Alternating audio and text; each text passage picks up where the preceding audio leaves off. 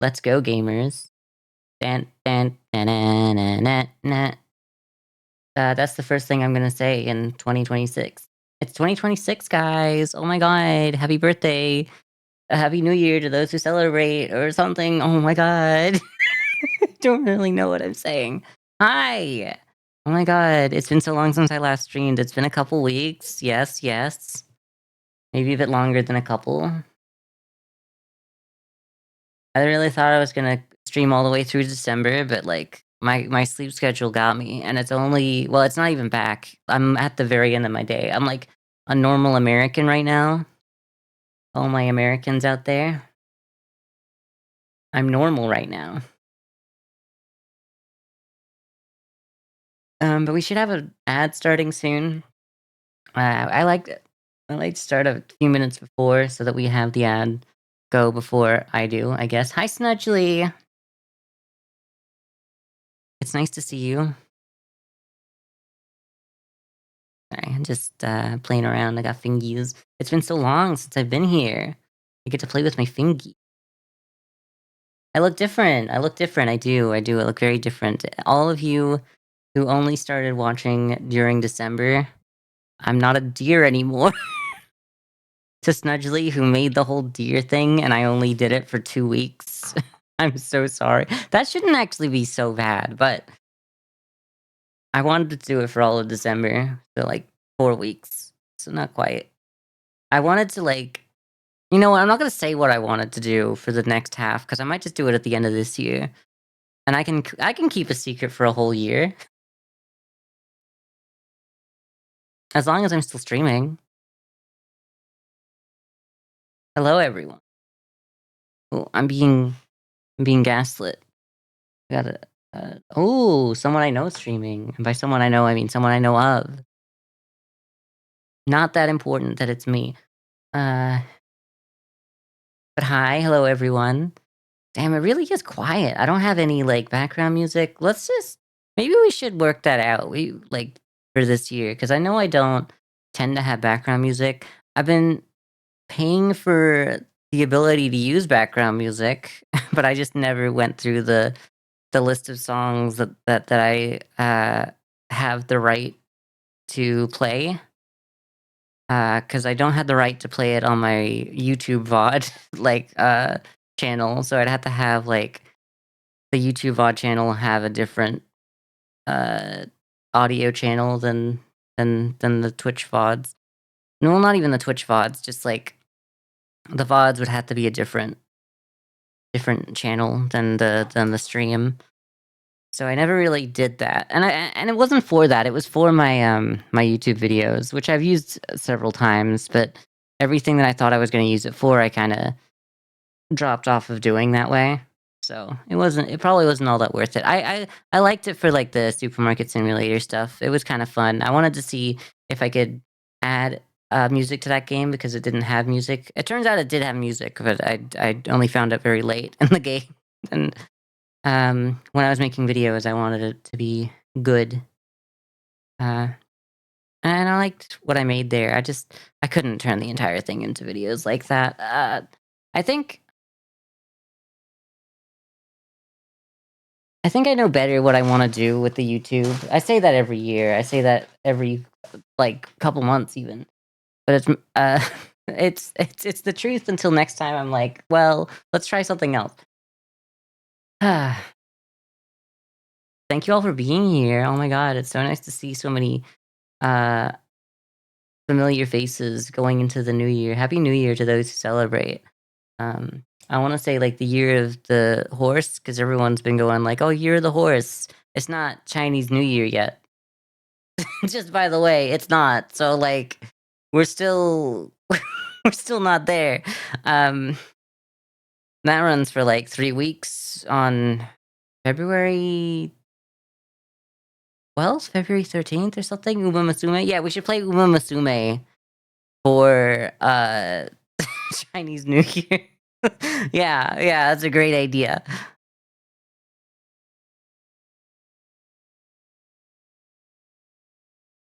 Uh actually coming in with the Uma Musume reference, so not what I was expecting to start off my 2026, not what I was expecting at all. Uh, oh god, well, did y'all hear that? I hope you didn't. I've been told to set up Windows. I gotta set up Windows and select a time that's good for me. I've had this computer for years. Windows? Microsoft? What do you mean?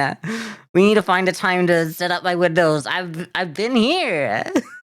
What do you mean? What is that? What could you possibly mean by that? You heard it? I'm so mad because I hate being in a professional streamer that lets all of the system sounds go through because I try to not do that. I try not to, but uh, then they reset all of their settings. And then when they reset all their settings, they're also like, "Hey, did you know that you don't have Windows yet?" And it's like, "I've been here." Just like restart. Just don't restart Windows ever. You know what? Don't restart your computer ever. That's the lesson here. Because if you do that, then that's how they get you.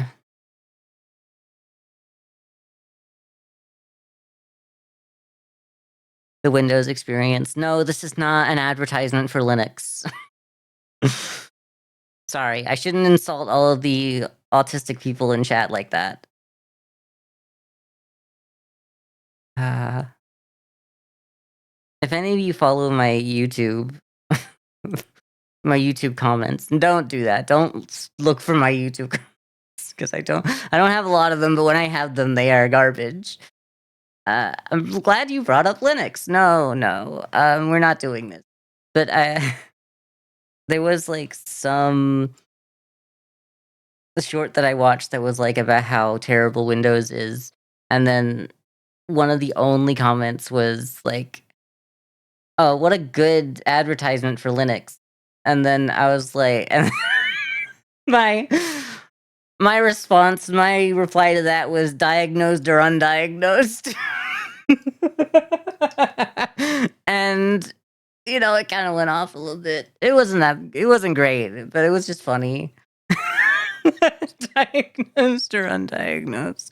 And then someone didn't get it and they just said my guy just got diagnosed with Linux. It's like, girl, it was obviously an autism bit. It was it was an autism bit. Anyway, I like to think that it's not evil to say diagnosed or undiagnosed to that. Because you know, because I've seen stories where it's like, um,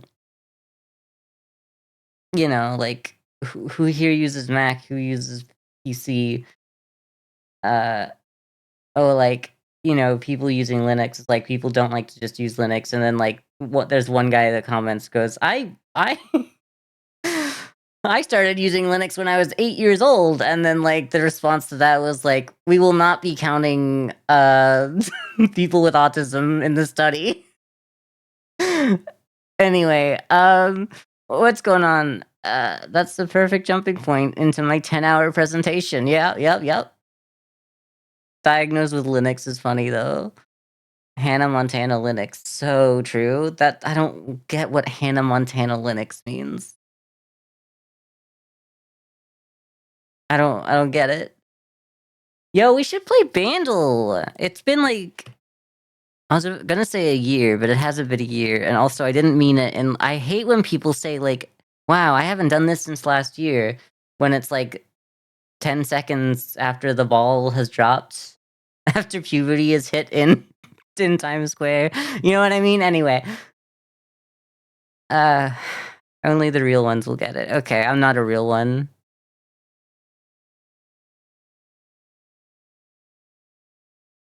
Not a real one. I'm okay with that. I can live with that. I'm like second monitor that one. Right. I'm supposed to change my gender. That's what we're doing this year. We're changing our gender. 2026. We're changing our gender. No, I'm supposed to change my date and time for Bandle because I don't want to like spoil tomorrow's Bandle for most everyone. A second ball has dropped. Yes, so true. Mr. Brain, I don't know, uh, I don't know, the lymphatic system, not really lymphatic, like the what would be the system that's in control of, like, hormone production? I don't know. The amygdala is like Mr. Brain. No, it doesn't work. It doesn't work. A second testicle has dropped into the scrotum or something. A second testicle is at the scrotum. Let's go home. I'm so drunk. I don't know if I've told you guys. I'm not drunk at all. I don't drink. But that would be a much better explanation for what's going on right now. Uh 2012, my favorite year. I was just thinking about 2012, I think, because I was talking about, like, how when music that came out in 2012 was ancient. I was just thinking about that the other day. That's crazy. Like, anything after, like, 2013 isn't quite ancient yet, but, like, this is old people music. Basically drunk. Yeah, yeah, yeah. Um, let's move over to my Bandle. Okay, that works. Alright, that still works the same way. That's good. I think the transition is really loud. I've been looking into it, and I think I have it on 2 tracks instead of just the one. So I'm gonna have to look into that. I'm gonna have to work out how that go. Because I think it's on my regular. I think it's on my microphone as well. I think it might be on my microphone one. Anyway, Vandal number 1237. It's almost got 1 billion views. So it can't be that hard. I mean, I was around in 2012. I existed.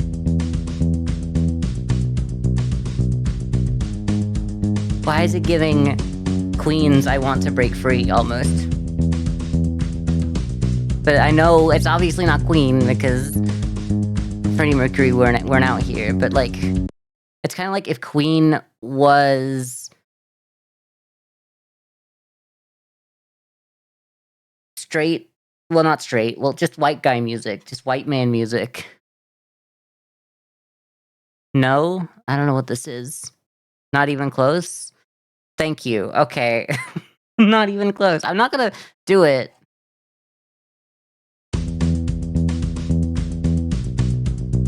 It's kinda giving, like, the Imagine Dragons, like, "This is gonna be the best day of my life." Still not the Imagine Dragons one, that's the other one. I'll never I'm on top of the world. It's got that same sound. It's got that same 2012 sound where every damn like white man band was doing that. So I'd be there's no whistling in here apparently, but there should be.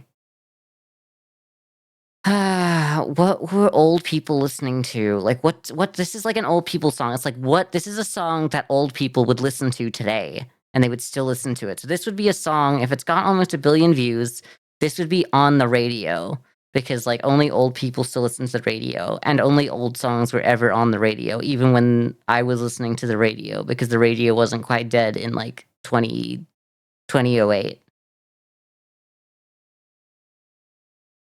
I don't know.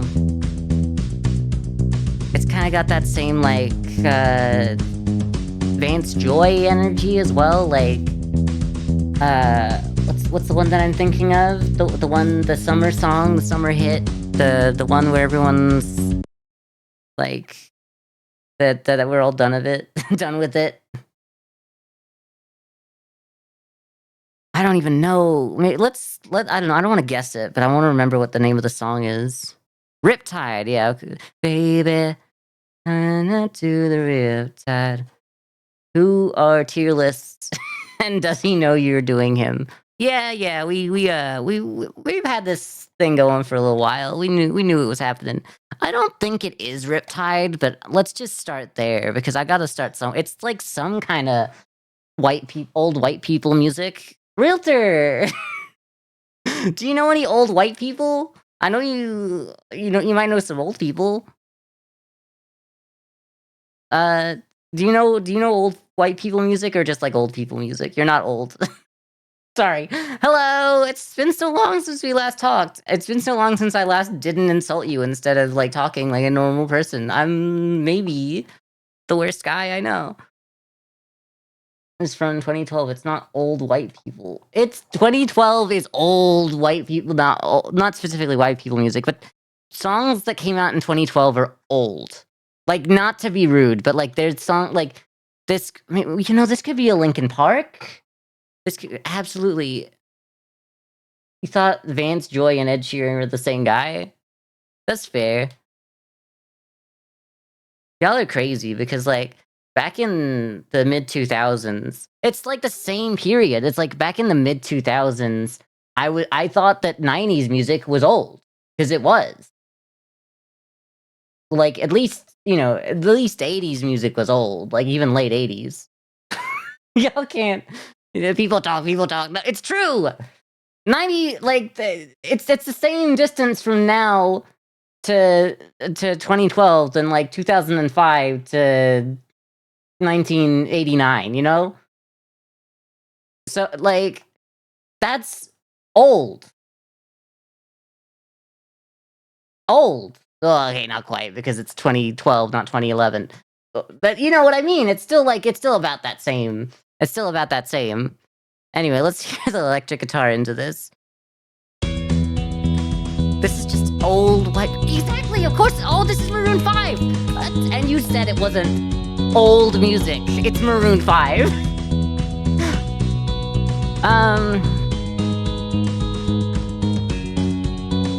What was it? I'm at a payphone trying to call home all of my change. How could it not be an old song when it's called Payphone? Tell me the last time you saw a payphone. I feel so incredibly vindicated right now. 2012 wasn't old? Oh, yeah? We had payphones back then. Yeah. Oh, people talk. Oh. Oh, 2012 isn't old. People talk.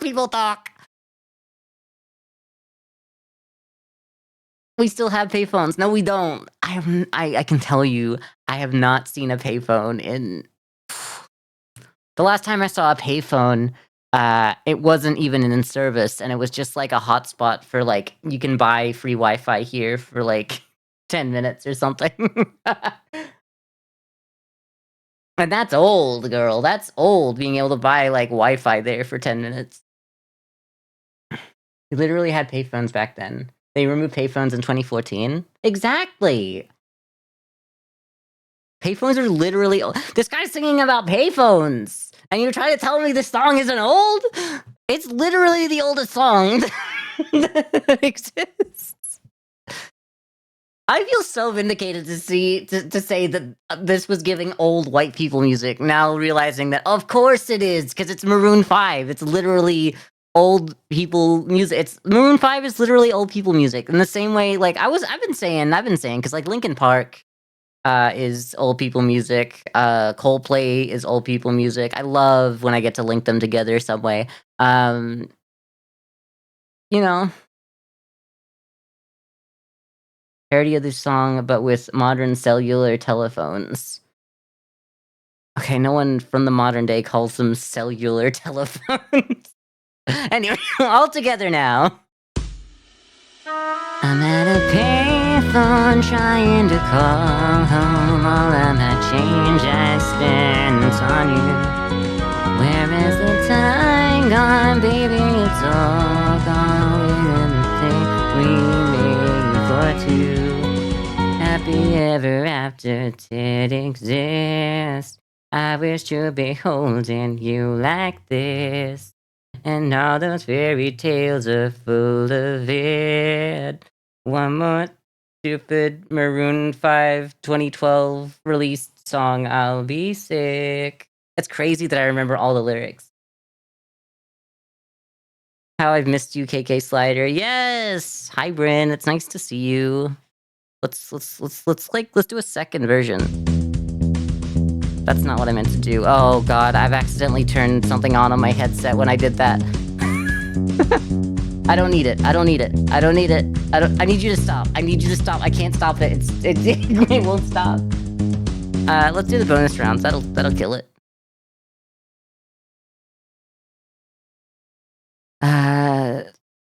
I'm at a payphone trying to call home, baby, all of my change I've spent on you. That's you, right? Oh god, why? Am I blind? Am I old now? Mute the tab. Okay. I'm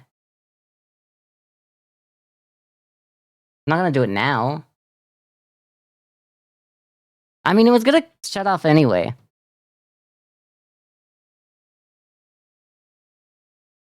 Best alt line yet. So true. Look, people are trying to kill me, and 2026 has just started. This is the first stream of 2026, and people are already trying to kill me because I think that songs that were released in 2012 are old. Because I literally saw that it was released in 2012, and I was like, oh, so it's like old people music then.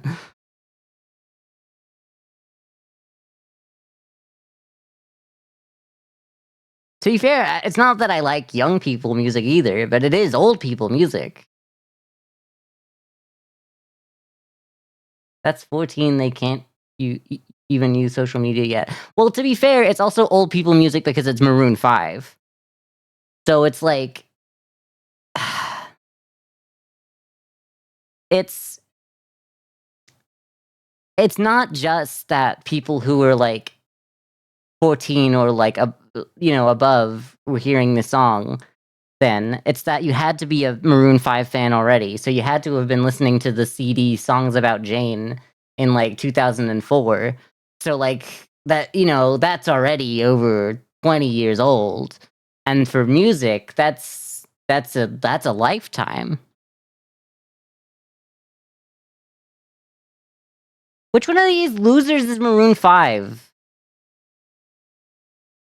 Because, like, I really thought I would recognize Adam Levine, but every single white person on this screen right now looks exactly the same to me. And I know that I'm not supposed to say that, but I also know it's true. I know it's not you because there's not enough members of the band, but it could easily be you. But there's a slight chance that it's you, and I'd be so scared. You're so Adam Levine coded. Aren't you? Or is that you?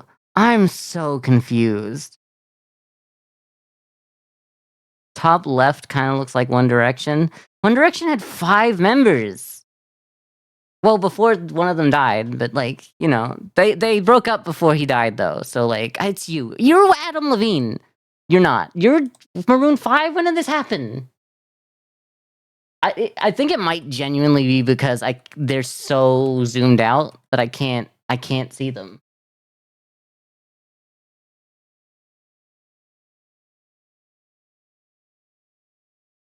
Did you shave your head? Is that why I don't recognize you? I don't know. We're moving on. There are 6 people in that photo. Yeah. That doesn't mean anything. Okay. Oh, obviously featuring Wiz Khalifa. I should have that was actually a photo with him in it.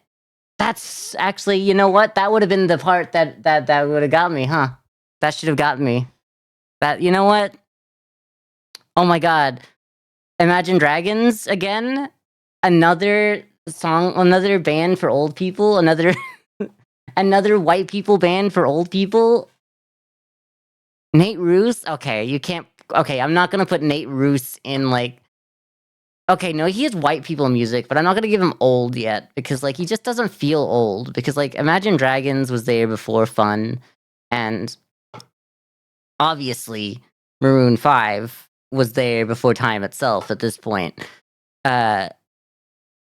Anyway, I love that instead of just going, oh, who's the front person of this band? I just, like, go down the list and go, oh, they've got the front man for Imagine Dragons. Oh, they got the front man for Fun. Maroon 5 just has 6 people in it? Okay, well, look, I didn't recognize him, but, like, I should have seen 5 plus 1 equals 6. That should have been him. It wasn't, but, like, I should have been right for the wrong reasons, at least. Where was Adam Levine born? I'd have to go with USA. Adam Levine said in an interview that a payphone was a metaphor. What do you mean? I sure hope it's longing for the past. That'd be so funny. That'd be such a good, like, little ribbon on top of this stream so far. Regret over a breakup. Feelings of being lost. I had to do it. Okay, feelings of being lost. So a payphone represents being lost? I guess it does, because you only use it if you don't know where you are because you've gone the wrong way and you've got no way to get home, I guess. I don't know.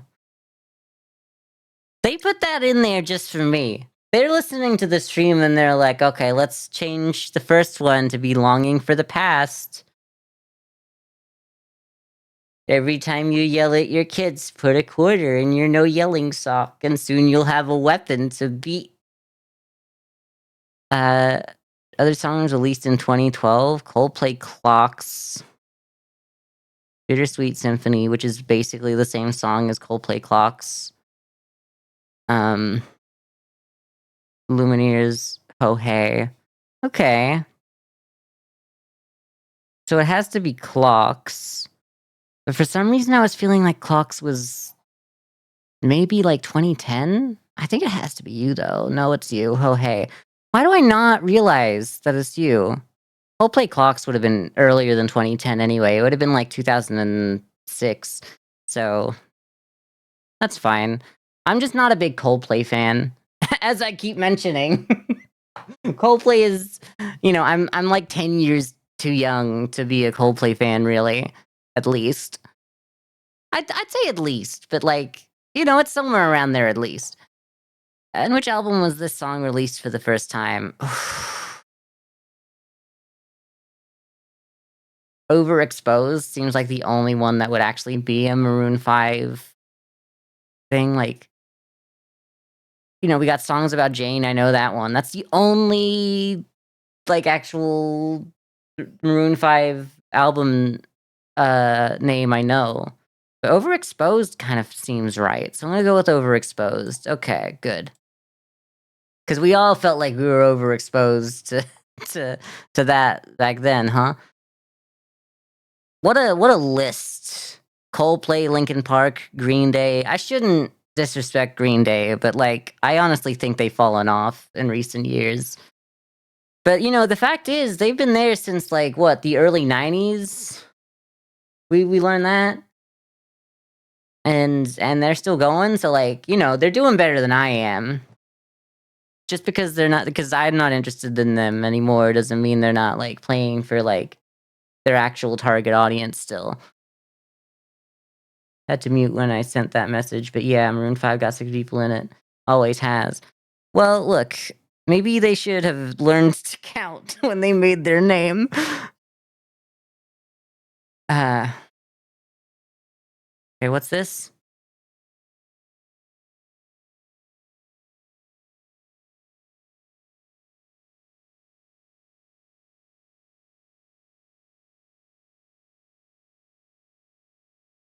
I'm trying to work out if Numb is the same song as I'm thinking of, but yeah, it is.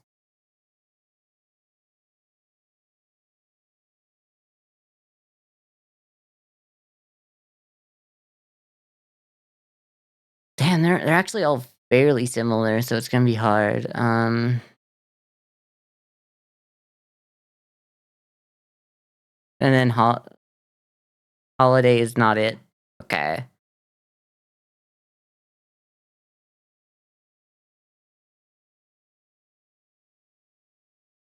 I feel like Rehab is faster, but it could be. I'm gonna go with Numb. Yeah, I don't know. I think it was always between these two to me, but Paradise is slower, I think. But I think I halfway through change it to pumped up kicks. Which doesn't really make any sense, but here we go. Oh, one for me, one specifically for me. Okay, identify another song that uses only these instruments in its chorus: drum, bass, electric guitar, piano, and strings. Drum, bass, electric guitar, piano, and strings.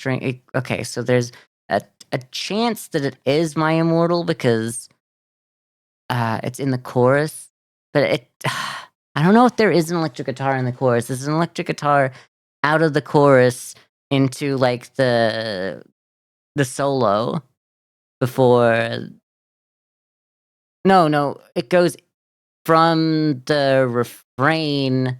No, verse 3 into the final chorus. So it should be the chorus. Obviously, the piano, the strings are there as well.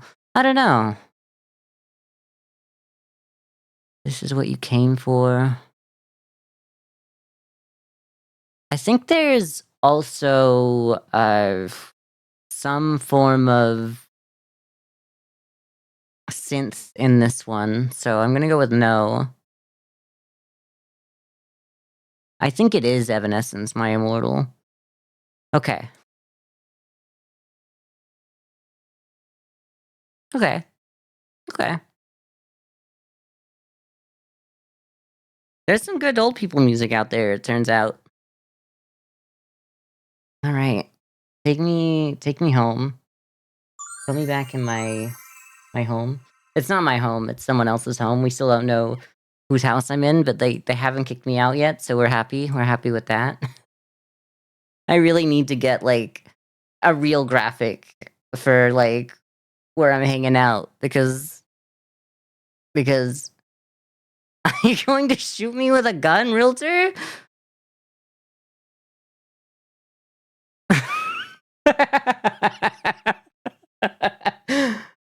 I guess just the I am going to shoot you is enough for it to go. Let's just take a moment to think about that one.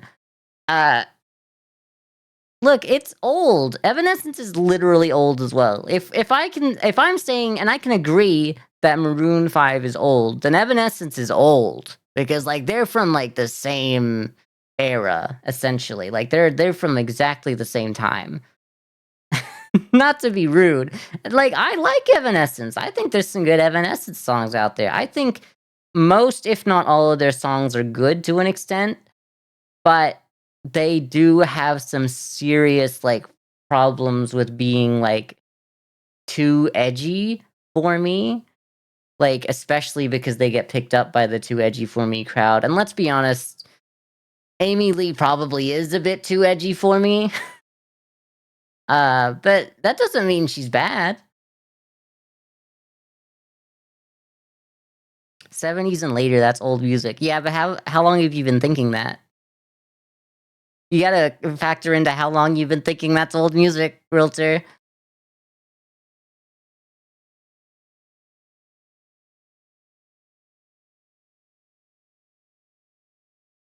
Oh, I thought you meant later as in, like, yeah, I see it. The earlier makes more sense there. I don't know why I said later, like, as in yeah. Yeah, you're right. But my brain completely didn't even think that you were wrong for so, like, who's more wrong here, you or me? Probably me that didn't even notice that that's not the right term for it. Ugh. I gotta work out how to do tier lists because I kinda did just say we're doing tier lists, and I'm not entirely sure I know how to do it.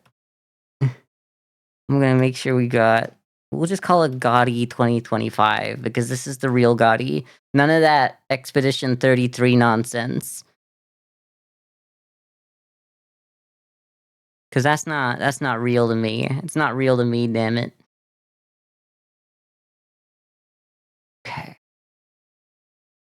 Alright, I don't need ad block to open up telling me, "Hey, you haven't seen a pop-up in this long." What do you mean? I see a pop-up every time I use the computer because you remind me that I've never seen a pop-up before. That's it. You're the problem. Do we have, like, a real, like, ad block that doesn't do that? That just knows? Yeah, okay, everyone uses Tier Maker. Yeah, I'm at Tier Maker myself right now. I'm trying to work out I'm at a payphone trying to call home.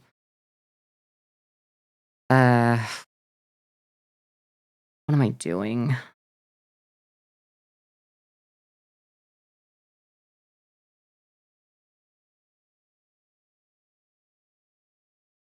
I'm having a little bit of an issue right now because I really thought that I thought I had oh, I do, I have it. It's just not what I would expect it to look like. Okay. It's you, and that okay, you're all here. Are you all here? Because that wasn't the last game we played.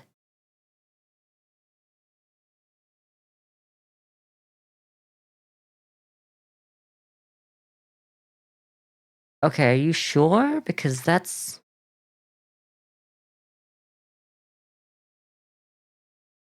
I not? Okay, I might have to restart. Not the entire stream, but I might have to restart that. Okay. I got you all prepped. Yeah, because I didn't, apparently it didn't put in drywall eating simulator at all.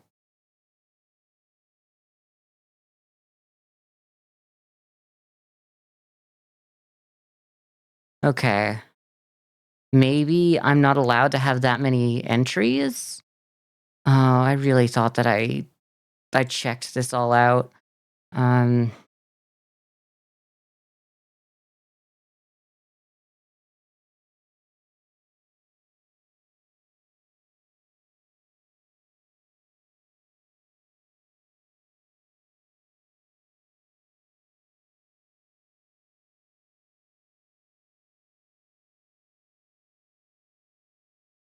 oh no, you completely changed the order in which you uploaded this. Oh god. I wanted to do it from like the first ones I played to the last ones, but it's just gone alphabetically. Even though I put like numbers in, like 1 through to like 65, so that it would know which ones were like alphabetically. I really thought that I future proofed this, just to use that term. Ah, damn it. Let me you go here. Oh my god. I really should have just opened up an entire tier list maker.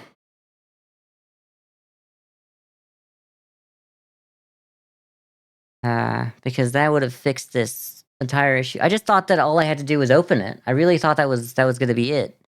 All right. Balatro goes why no, you're not even in order. You're not even in that order that I think you're in. Because if you were, Balatro wouldn't be near the bottom of the list. You just took all of my you just threw them in wherever. Ah.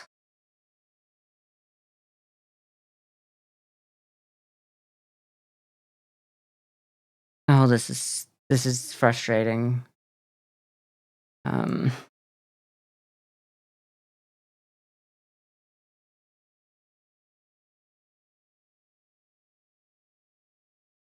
I'm so sorry for the long wait here. I guess we're just gonna do it in this order. I'm not gonna make you sit here while I do it. I'm just gonna say that there was technical difficulties, and it kind of sucks that we're not gonna go through in order from like first game we played to last game we played. Uh, that's fine. Let's find me a way to open this up.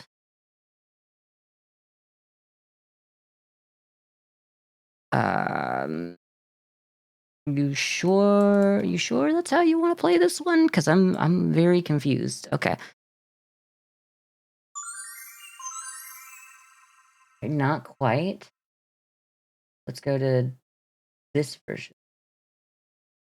Okay. Almost better. We could just do it like that. Okay, we're good. Maybe we'll, like, zoom in a little. That's good. Okay. We're happy like this. Uh, we did the first few in order, so we got Billionaire. That was the first game we played this year. Billionaire was good, but, like, it suffered from I played too much of it for me to be able to tell that there was some problems with it. I think it might be A, but if it turns out I'm wrong, I'll take that down to a B. It was really close to being, can you say something judgment-free? Sure, go for it, realtor.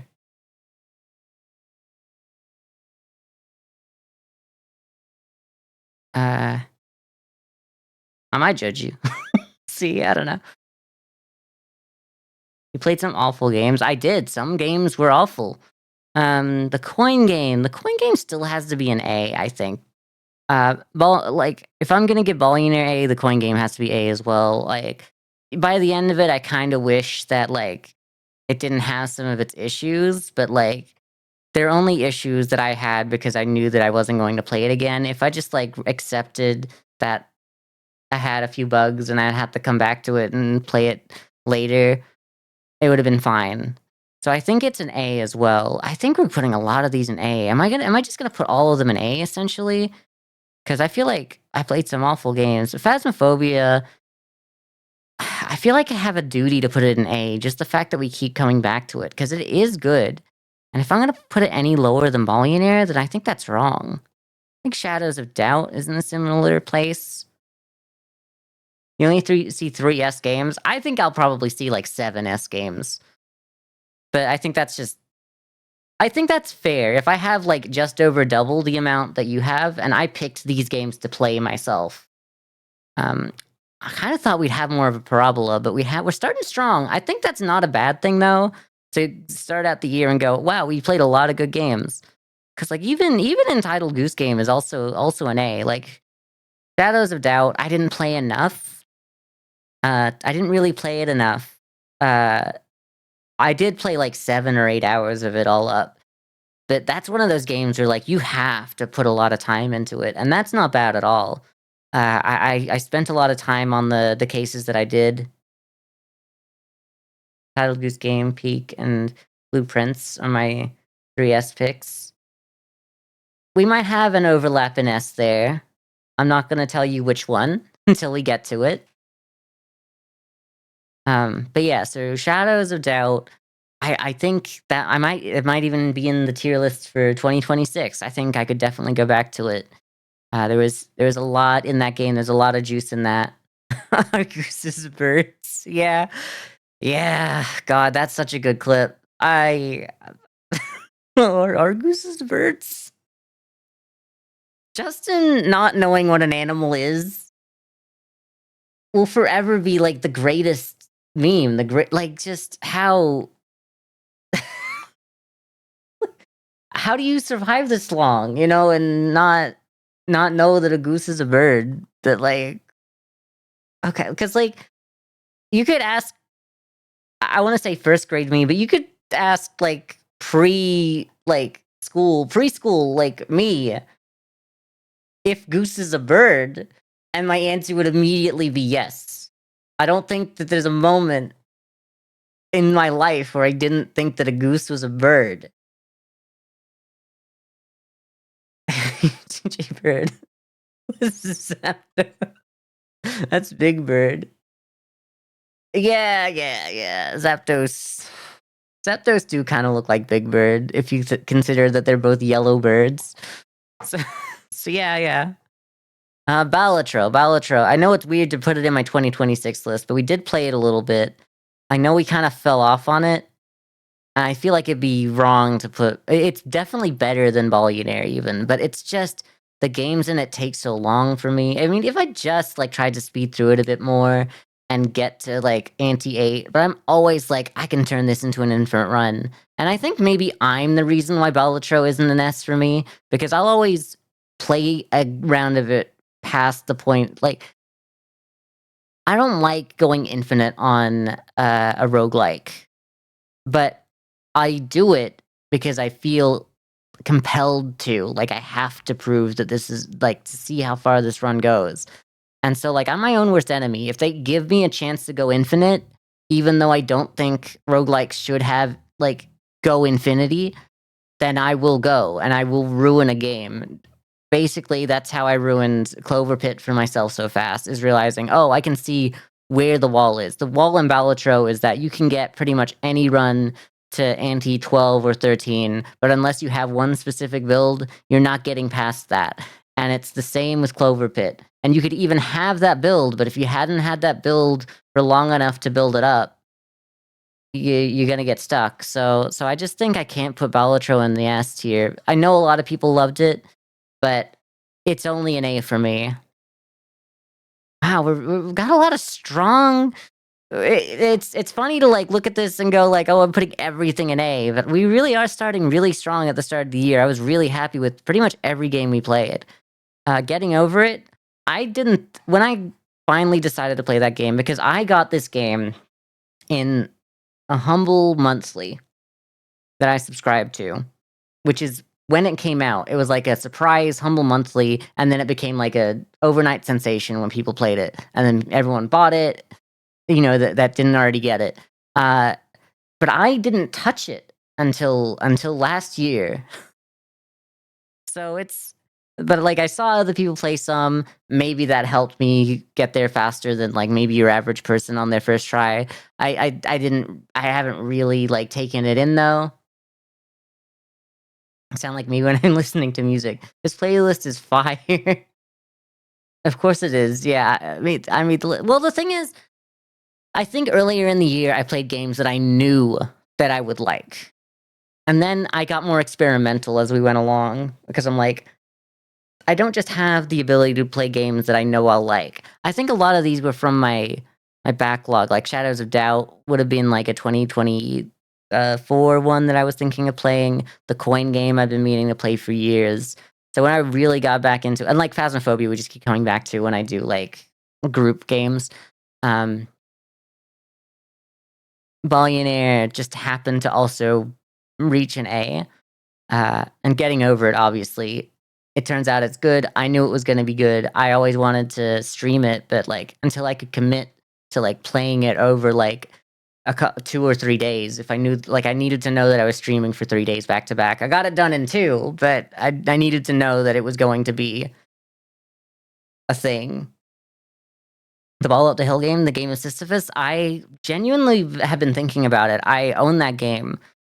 There's a lot of games maybe from last year that I didn't get to, or even the year before that I might start 2026 off with, huh? Yeah, I think that would be fun. All of these games, it's like the juice is the squeeze, you know? Like none of these games did I play.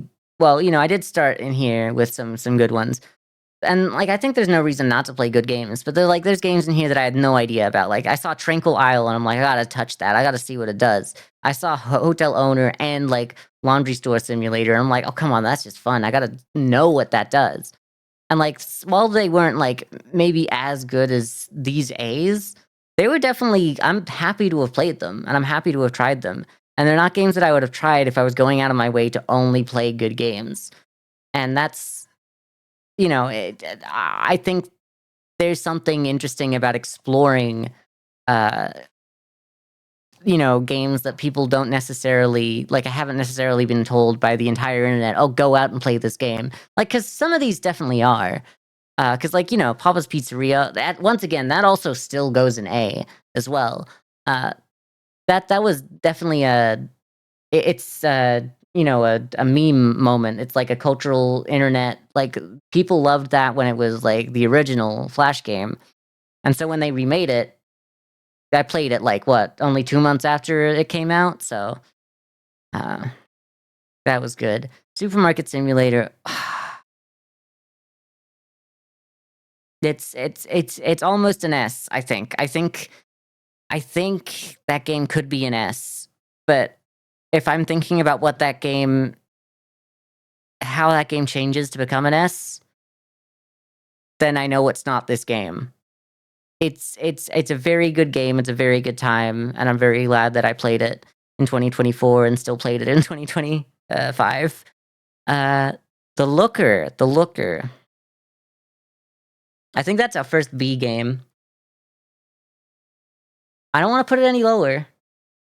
I don't wanna put it any lower than that, because I think it was very good, and I really liked making the video that I made, like the 30-minute video, where I literally just called it, I'm something of a looker myself, and I have me in the Willem Dafoe, like, Norman Osborn suit.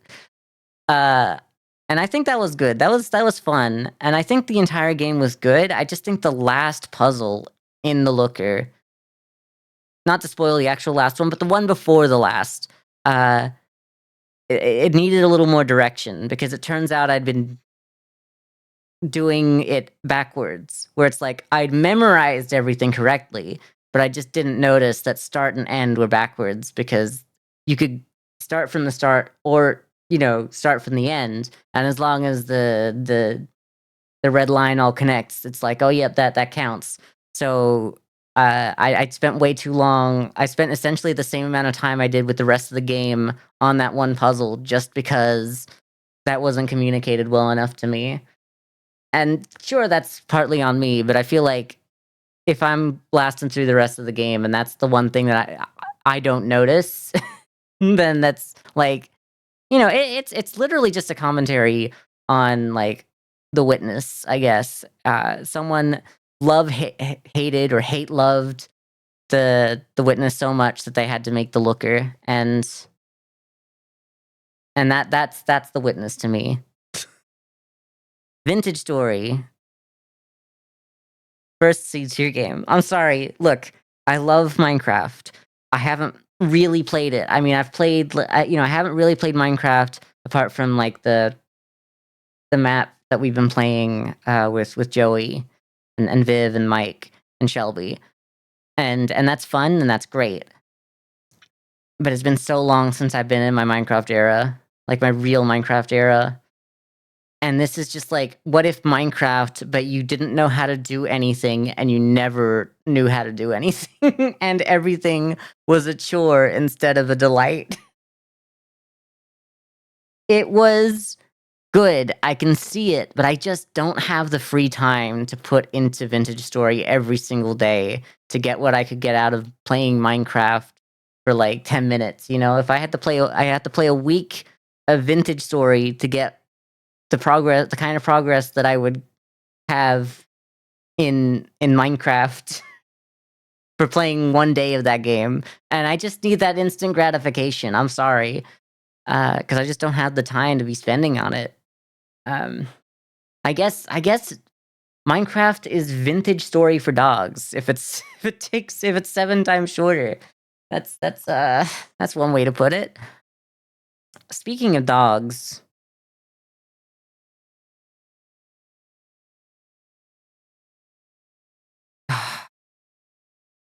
I want to put it in S. Played Vintage Story last year with a bunch of prostitutes. It was fun, but the same old survival crafting game problem. One person raced ahead. Yeah, so one person knows how to play the game already, and then everyone else just doesn't know what they're doing. Animal Shelter goes in A. More to like, Vintage Story was good. I'm glad that I played with Babs. I'm glad that I played with Skull and everyone. It was fun to play with Vivian. Like, I liked it. I wish that we could have played it more together and just together, but I know that there was no stopping Vivian from racing ahead, and that's fine. And there was also no stopping Nudgely from racing ahead, and that's fine, and that's good, and that's great, and that's their playstyle, and I wouldn't have it any other way. But I just couldn't mentally keep up, because it's like they were already off doing this thing. Like, I'm playing other games on stream. They're playing this game. I can't play Vintage Story as my only stream game for like 2 weeks straight. I would die, because I need that variety. and no one would be in chat anymore. And I need chat because otherwise I can't stream. Like, I could do a stream if no one said anything. Like, I could do 3 hours. You've seen me do it. But if I had no, like, other, like, input for, like, 2 weeks straight, I would die. I would it wouldn't work.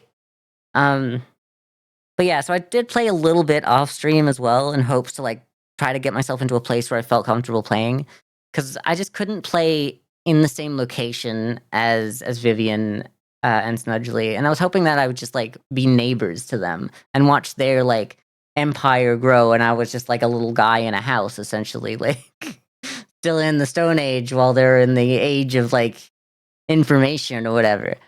And that's good, and that's fine.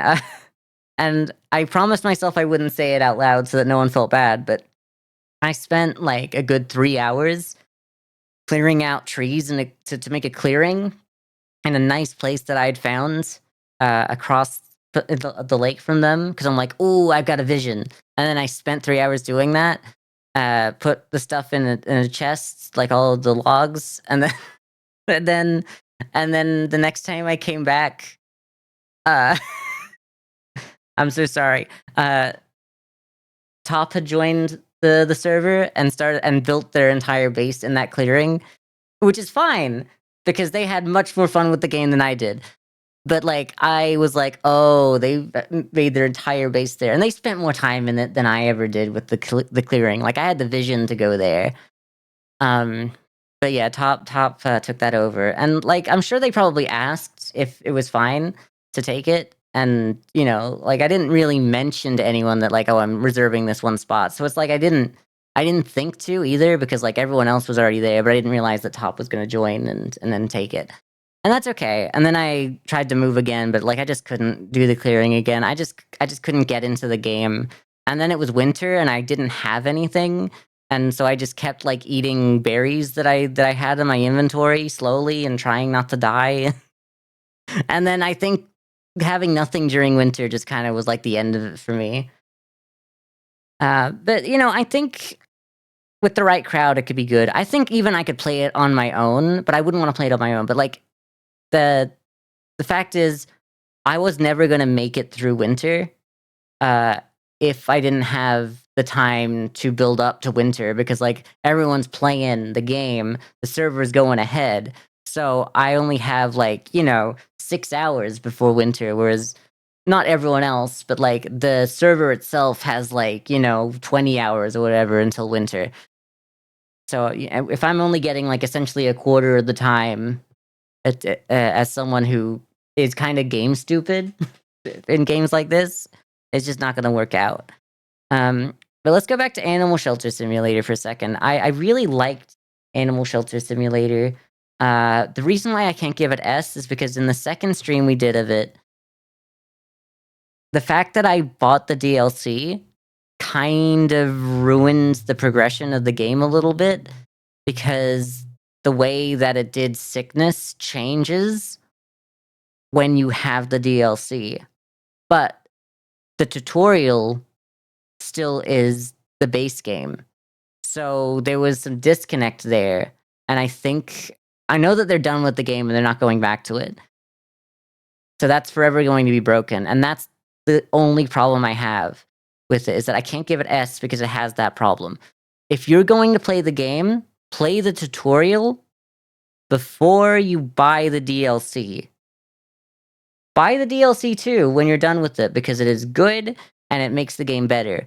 But you need to not have the DLC content installed before you do the tutorial. Otherwise, you will lose animals to sicknesses that you can't save them from. And you will cry. That's all I have to say. But otherwise, it was great. I loved like having the laser pointer, like for the cats. I loved like going like, I love every animal in that game. I felt like I connected with, and then we like gave them to someone else, and then we gave them to a good home. I know it's not real, but like we had that like kind of illusion of like this is fun. I'm building this connection. And then when they wouldn't take my last cat, and I'm like, no one's good enough for my last cat, and I'm keeping them. I just felt really happy because I'm like, let's just play with this cat for the last 10 minutes of the stream. And then we did. It was great. It was a great time. I loved Animal Shelter. Gonna have to watch the VOD to catch up. Time to leave work and go buy yourself some food. Can't Twitch a drive? Yeah. All right. I'll see you then. Well, I might make it through all this. We'll see. I do have another tier list planned after this, so I should be around. But yeah, drive safe. I'll see you later, realtor. But yeah, Animal Shelter Simulator is really good, and that's why I'm looking forward to Animal Shelter Simulator 2. And we're definitely going to do that this year. Fruit Bus. That's the first genuine, absolute S tier.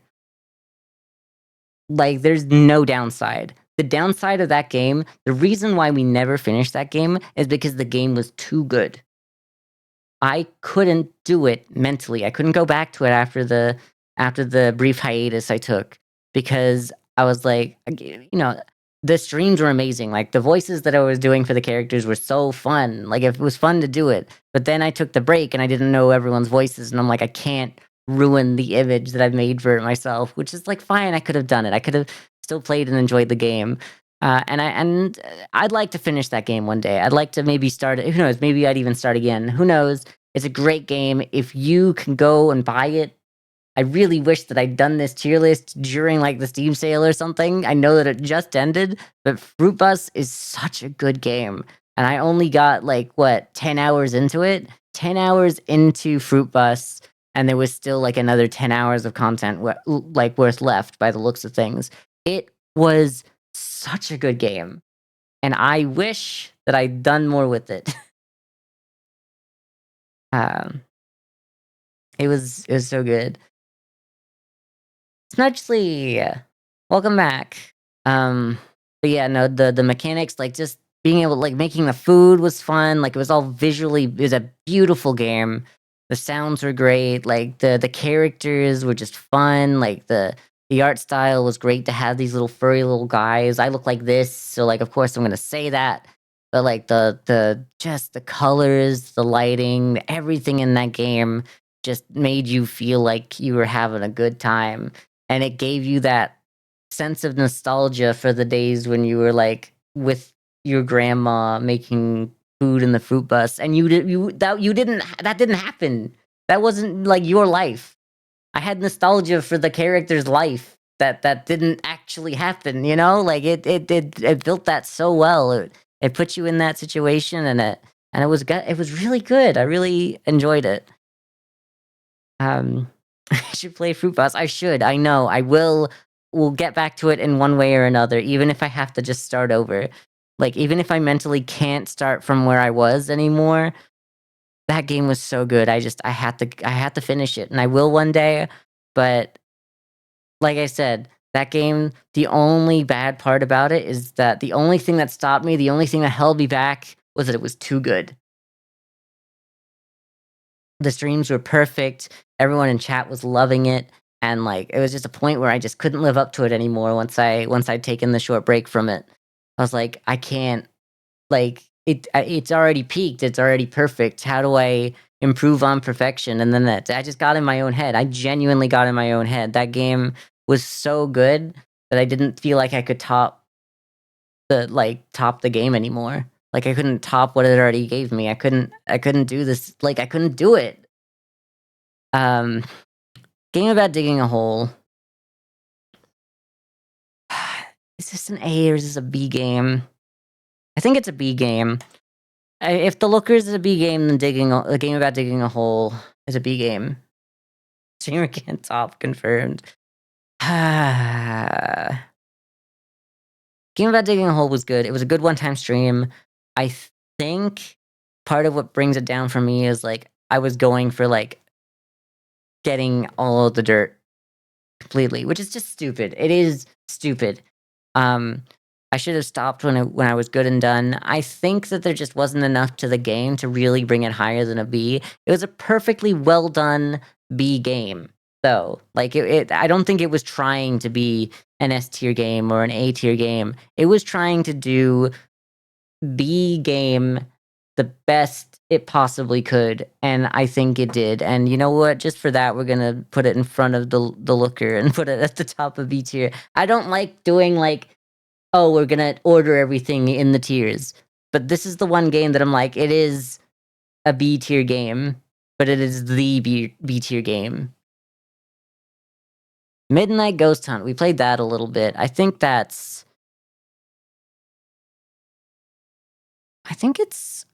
probably a B tier game. I like it. I do. I want it to be an A tier game, but like even as much as we played it, it's like it's not quite the game that I would want it to be for it to be an A tier game. I've had a great time with it. I love playing it with my friends. We'll probably come back to it, but it just doesn't have enough variety to shake up the system. Like it's maybe if we had more players. I don't really like the PvP mode where you can play with like randoms. Uh, but I get that that's just not my thing. Like any other like prop hunt game has that. Like in Call of Duty, you have like random lobbies. Uh, and maybe I just think that it's not there for me because I don't know. When we played it with other people, that was our first time playing. Like everyone in the lobby, everyone in our lobby was completely new, and everyone who was playing it probably had played before. We had no idea what we were doing. So much so that we didn't know that we were going into like a public lobby. Last Train Out of Wormtown. I don't know if we ended up playing this on stream. I think we did at one point, but it might have been in 2024. I'm still gonna put it on because we played it. And I did record some of it just in case anything good happened and I was gonna like upload it. But this might have been a 2024 game, which I think is still an A. I mean, it's just if Midnight Ghost Hunt being like a group game was a B tier game, then Last Train Out of Wormtown is an A tier game. It's just Shai Hulud, like it's so good. It's a nice asymmetric like PvP like multiplayer game to just play with friends and chill. It's not too serious or anything. Streamer loves that worm. Exactly. We love to worm. One-Armed Cook. One-Armed Cook is a B tier game. I think it's a good game. It's a free game. If any of you are looking for a game to play with your friends and just kind of like just for some fun. Like I love me. It turns out I love me a game about cooking, like Fruit Bus. One Arm Cook. Anything where you have to like follow a recipe or like basically do an action and then serve it to a customer. Like even like Plate Up counts. I don't think we streamed Plate Up last year though, so I'm not gonna put that on the list. But any game like that, I think is kind of fun, and it doesn't always have to be. I think you could do that formula and it not be like a game about cooking, but it so often lends itself to a cooking game that this is what we have. One Armed Cook is a fun little game to play. It's not perfect by any means, but I think it is worth a download. Definitely. Like it's a free game. Like what more could you want from it? Lethal Company. Lethal Company. Lethal Company is an A tier game. Some people might be mad at me for not putting it in S, but it's just not enough for me. But I think it leads to enough, like, people say friend slop. And like I'll just use the term friend slop here. It's friend slop good. Like it's got that good. It gives you like a stage to have interactions with your friends. If you're playing this single player, you're not going to get any of that, but that's the entire point of the game. It's just one of those games where it needs to be, it's just a vessel for the interactions you're going to have with friends. And I'm happy with that. I'm more than happy with that, especially like as a streamer. Any game that I do, anything that I stream is a vessel to, have my stream be a part, like have it be a part of my stream to like elevate what I'm doing. Cause like I could sit here and not have a tier list to do. I could just talk to you, you know? But this helps. This like gives me like more meat, more substance to actually talk about, to actually get into. And that's what Lethal Company is. It's just like it's leading you to your own meat. Let's not say that again. It is a way, it's like a plate, and you are the meal. Okay, we're not beating the vor allegations. It's a good game. It's just a good game, okay? Play it. That's why it's still being played, like, what, after it released in like 2024. We're always coming back to it. I think it's even better than Phasmophobia, I think. Four mentions? No! Oh, we're not beating the allegations. It's not fair. Dodgy deliveries. No, it's just a D tier game. I first one that I'm like a failure is like, I'm glad, like, One Arm Cook was good. Dodgy deliveries was just like, maybe we didn't give it enough time, but like it wasn't going well. I was willing to give it more time, but I don't think anyone else was that day. And that's okay. And I think they were probably right to make that call early, because I tend to give things way more leniency than I should. I give them more time of day than I should, and it just gets worse.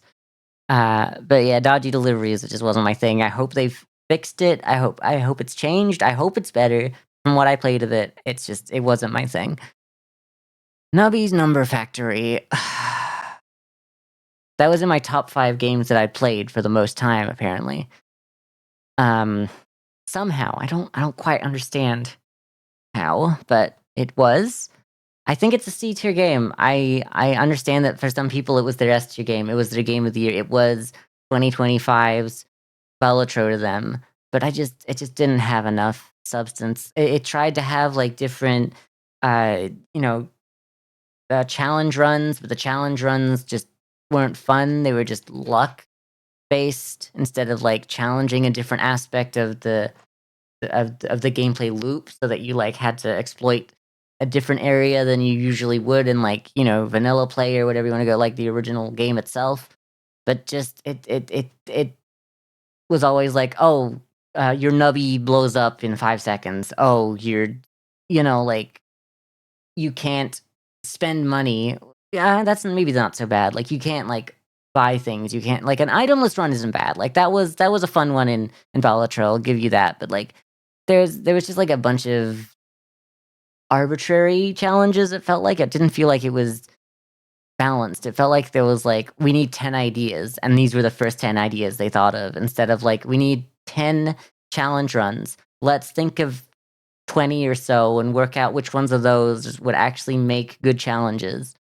I think there was some genuinely like good thought put into some of the game, but that wasn't part of it. And like, once you've played the original game enough times, like the base, like, regular runs, it needs the challenge runs, and I think the challenge runs were what kind of like blew it for me. Speaking of games that you give way too much time, what? Oh, specifically, it was Nubby. Yeah, okay. I think I did give that one way too much time. It was one of those things where it was like, which game was it that I kept giving more and more time to? Because it was like, I think it was Mega Bonk. Mega Bonk I kept giving more and more time to, because it was drip feeding me so slowly. But when I finally got the new drip, I'm like, I finally got the new drip. I can't just not play it tomorrow. And then the drip turned out to be like just a drip. Yeah. Repo A tier. People might disagree with me, but it's on the same level as Lethal Company. Some people might say it's better, some people might say it's worse. I think it's just the same. I think it's obviously very inspired by Lethal Company. Repo never meant to be a Lethal clone. I think they changed it into one because like their initial vision just wasn't working out. Uh, but some of the best games turn out to be like just changing their vision to be another popular game, because like Fortnite was never meant to be a battle royale game, but now it's the best battle royale game out there. But yeah, we love to see our friends slop, and Repo's good, and I love what the devs are doing. I love seeing their little updates, and I like how honest they are about the entire process. Like, I wouldn't know that they were changing the game, like, 'cause they worked on it for 6 months. You know, they had to change it a little bit when they were like, "Well, it's not quite going to work out the way we wanted. Let's turn it into something else." And, you know, sometimes you have to do that. Sometimes, the constraints that you have on your art are that you need to make money off of it, so you have to turn it into something that people are gonna appreciate even if it wasn't your original vision, and I think working within those constraints in itself is art. Not a lot of people think about that. A lot of people go, "Oh, that's just a result of capitalism. We hate capitalism." And, you know, you can say that all you want, but, like, people being able to create art within the constraints that they have is truly the most art that there can be, at least in my opinion. I feel like art isn't art, you know, uh, that is, I feel like art doesn't have to be, like, perfect. I feel like art isn't, like, you must create the thing that you want and it needs to be exact. Art is being able to create something that you're proud of even though it was hard, you know? Um, I don't know. A lot of people might disagree because it was a very, I guess, a very pro-capitalism stance to be like, being able to make something that you can make money off of is art. But I guess that's what it boils down to. Um, bartender hustle, okay, like, of course, like, I thought that at first I really thought that we were gonna have a parabola, but bartender hustle is also an A. Like, Amy might have given me a few migraines. I might have needed to leave some of those streams and go take an aspirin. Like, because we did play it for, like, an entire week. We played 4 days of that, I think. Think Yeah, I think it was, because there was, like, 5 different levels, and we played 1 level per, except we squeezed 2 into 1 day, because we had a longer stream. I think it was a lot of fun. I actually feel like I know a lot more about actual, like, drink mixing than I ever would have not playing it, which is weird because it's like you wouldn't think that game would, like, actually teach you something about it. But, like, I know more about it. I know now, I know how to say the word grenadine, obviously, because I obviously was saying that wrong. I don't even remember how I was saying it at this point. Must have missed the bartender hustle streams. Yeah, maybe, but I genuinely think they were some of the best streams that we had last year. Like, Animal Shelter Simulator, Bus, and Bartender Hustle were some of the best streams. What else was in there? I think those were just kinda like the best games that we had for stream. Papa's Pizzeria was one of the best ones that I turned into a video, I think. But it wasn't the stream itself wasn't there. Um, the headliners, more friend slop, and you're gonna hate me for this. The headliners, that goes an S. It disappeared so fast comparatively to, like, games like Repo and Peak. But out of games that are Lethal Company, essentially, headliners changed it up enough that it felt different. I loved, like, the art style. I loved, just the vibe that it was going for, like, with the cameras, like, you were taking pictures, like, eh, it was kind of like if, um, content warning was good. I know that a lot of people are gonna be mad at me for that, but content warning, it just wasn't it for me. Content warning, like, there was an idea, it seemed like a great proof of concept, it felt like it was meant to be, like, almost a tech demo, uh, and the headliners is what that tech demo could become, essentially, uh, but, I think really it turned out to be a tech demo for Peak, uh, because the the way that they do the physics-based, like, movement in the game. But the Headliners, it is one of my favorite games of last year, and I made a video of it, but I had to scrap it, and I'm really upset because it was a really good video, and I spent a lot of time on it, but I had to scrap it because I can't really say why, but, like, I had to scrap it, and if I just showed it, it wouldn't feel right.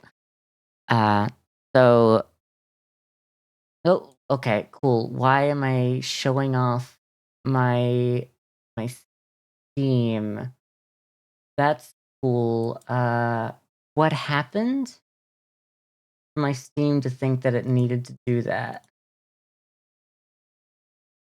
Okay. Yeah, genuinely a Steam jump scare. What was that? Like, why did that just jump out of nowhere?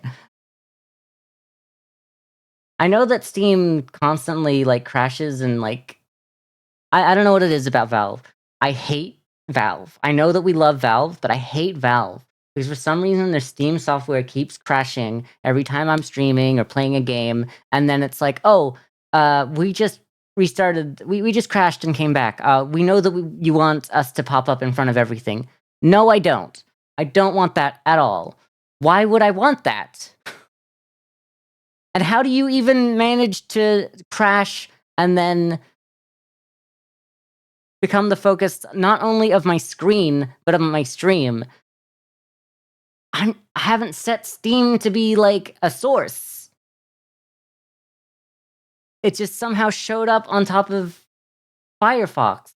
I don't know. I just don't get it. Steam needs to get things together. Like, it took them, what, 12 years to finally make the Steam box or whatever the hell they did?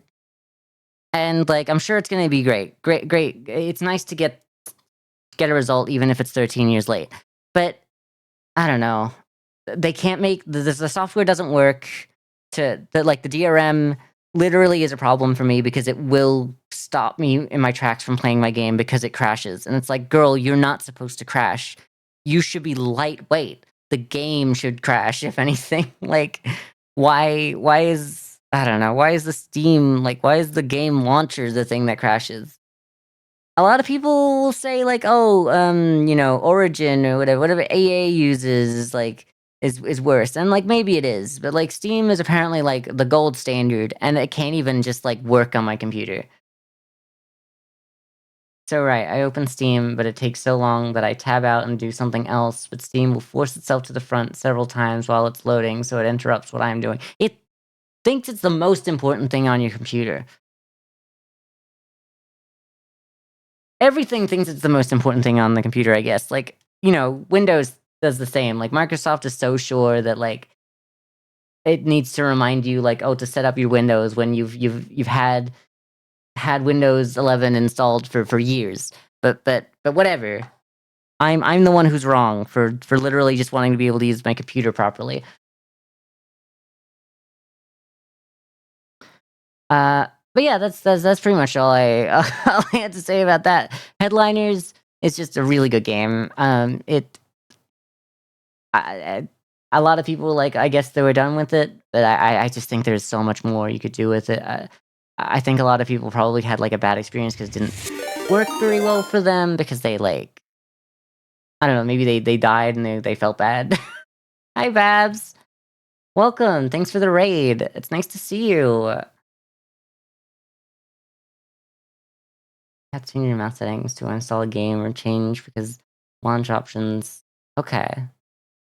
We're like I'm just doing a tier list at the moment of every game I played in every game I streamed in 2025. It felt like that was a good way to open up the new year's to say goodbye to the last one, I guess. I hope you're doing well. I hope everyone from Babs' stream is doing well. Got a raid and run? Wait, well, thank you anyway. It's good to see you. We need to play more games. We need to hang out more. Like like I said earlier. But yeah, I was a little busy. I'm sorry. I just jumped off earlier when you saw me. You'll be back soon, you promise? Okay. But yeah, I had to get ready for my stream, so yeah.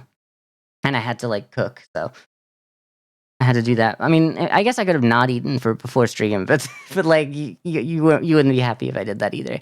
Um, once again, I keep interrupting myself when talking about the headliners, but, like, I've almost said everything I wanna say, I swear. I think, like, a lot of people were telling me that it's, like, too infinite, the same way, like, Lethal Company is. Uh, you're right, PP, you wouldn't. Uh, and I just feel like getting, like, 6 or even 12 levels done is, like, I think you should make your own end of the game. Like, you should go, like, "I'm happy that I'm done after this," and you, like, leave. Or you just keep playing until you die because you know, like, that's the point of the game. But, I'm not gonna tell people that they're wrong because, like, how you feel is valid,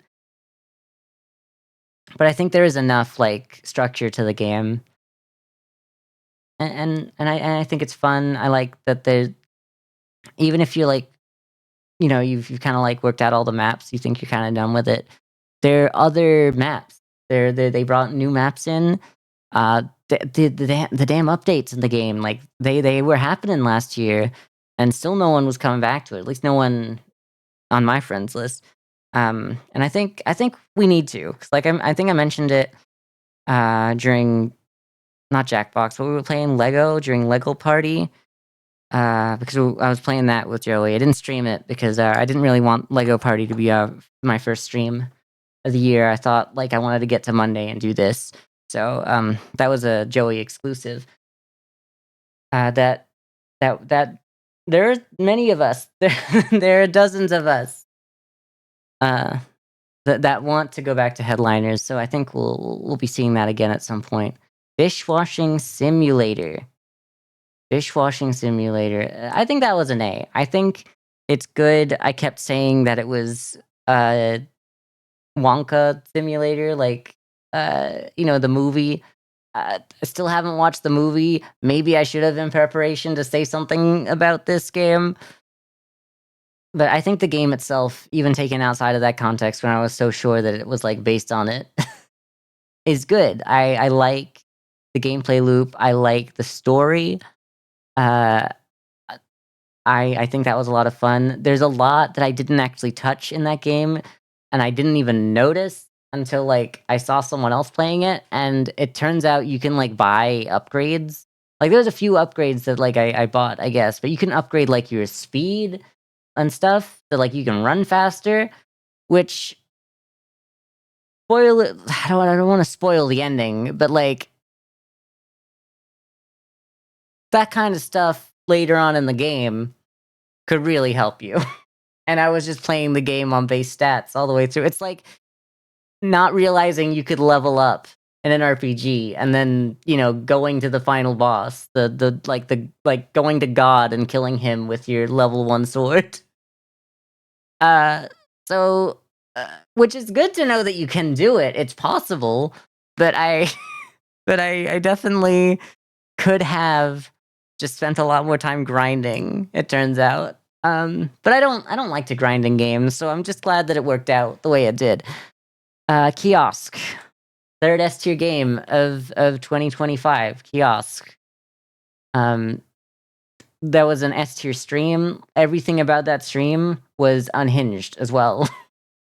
It was a great time. Y'all might have remembered when I was T-posing the entire time before I got the damn fingies. Uh, that was great. Like, I don't know what to say. We played through the entire game. Another one of those games where the entire game is, like, cooking and, following instructions, creating the meals that people ask or the dishes that people ask. But just the gameplay, like, the ability, like, just the way you can cook, like, you just throw things. It's so satisfying, to, like, chop something by throwing a knife across the damn kitchen and chop it in half. And you throw, like, the finished, like, meal, like, out the window from across the room to the person receiving it. It's just so much of it's just such a joy to play. It's so satisfying. Like it responds so well, and it's a horror game. Like I mean, essentially, it's I mean, I guess more like atmospheric, but they really made such a joy to play with like the mechanics, and then we're also kind of like. I mean, you knew the entire time, but like you had to be reminded, right? This is also like a horror game. It didn't really take you out of the fact that it was a horror game, but like I don't know, just something about it is just like such. It's just so fun to just throw eggs across the damn mat from the fridge to the damn stovetop. What a joy that game was in every way. Followed immediately by like maybe the worst game of the year. um, what's this one called again? Like hotel? No, motel manager simulator. The first time I ever considered refunding a game that I'd streamed. But I decided in the end that I wasn't going to refund it because I would feel bad refunding it and then telling people not to buy it. Like I'd already like essentially ruined like its chance to be bought by like some people in chat and some of my friends that I'm like, I feel like the only reason I get to have this like the ability to review it in such a negative light is if I continue to own my copy of it. That's how terrible I was about this game, how mean I was. Uh, I think I was justified though. I don't think like you can build your cool motel rooms, but you don't have a lot of like freedom in how you do it. And I'm playing this game for freedom and like what the rooms look like. There's a few different options, but it's all like the illusion of choice because essentially you're just trying to put enough down to make enough money to keep going. I mean, the damn you can run the gas station as well, but if you run the gas station at all hours, you're going to be running it and not able to do anything else. It's just not balanced. No, it hasn't been tested in a way that it's like, oh, it's actually satisfying to go and swap between the different tasks there are to do. You have you don't have enough time to run everything, and you don't have the ability to hire other people uh, to do those tasks in a satisfying time for you to actually get back to doing whatever part of the gameplay loop you want to do yourself. I kept the game just so I could keep talking. Yeah, yeah, exactly. Like essentially it. I felt like if I almost as if like if I don't own the game, I don't have a right to talk about it the way that I do. And I think I would have. But I just feel better knowing like I paid my money to be able to say this essentially. Uh Game time glizzies. We're just gonna put it in B tier. I think it's a solid game. It's kind of another kiosk. It's not really horror themed, but you know, making hot dogs at your little like your hot dog store, your food stand, whatever, at a hockey stadium, and trying to like make enough money to pay off your debts is a fun little idea. We never really beat the game, but I don't think I needed to on stream. I think it was a fun little game. It was very cheap. I just bought it and was like, yeah, this will be a fun thing to play. And it was. I think the more you play it, the more you could really get into like the rhythm of it. And I think if I put in like 2 more hours, I could probably like beat the game as well. It's just one of those games where it's like it's not perfect, but it does what it set out to do perfectly fine. Lone Star. Lone Star. This is a hard one. I think Lone Star's also gotta go in B. Because if Billionaire is an A, Lone Star is a B. Balatro is an A, Lone Star is a B. Uh, Nothing against the game itself.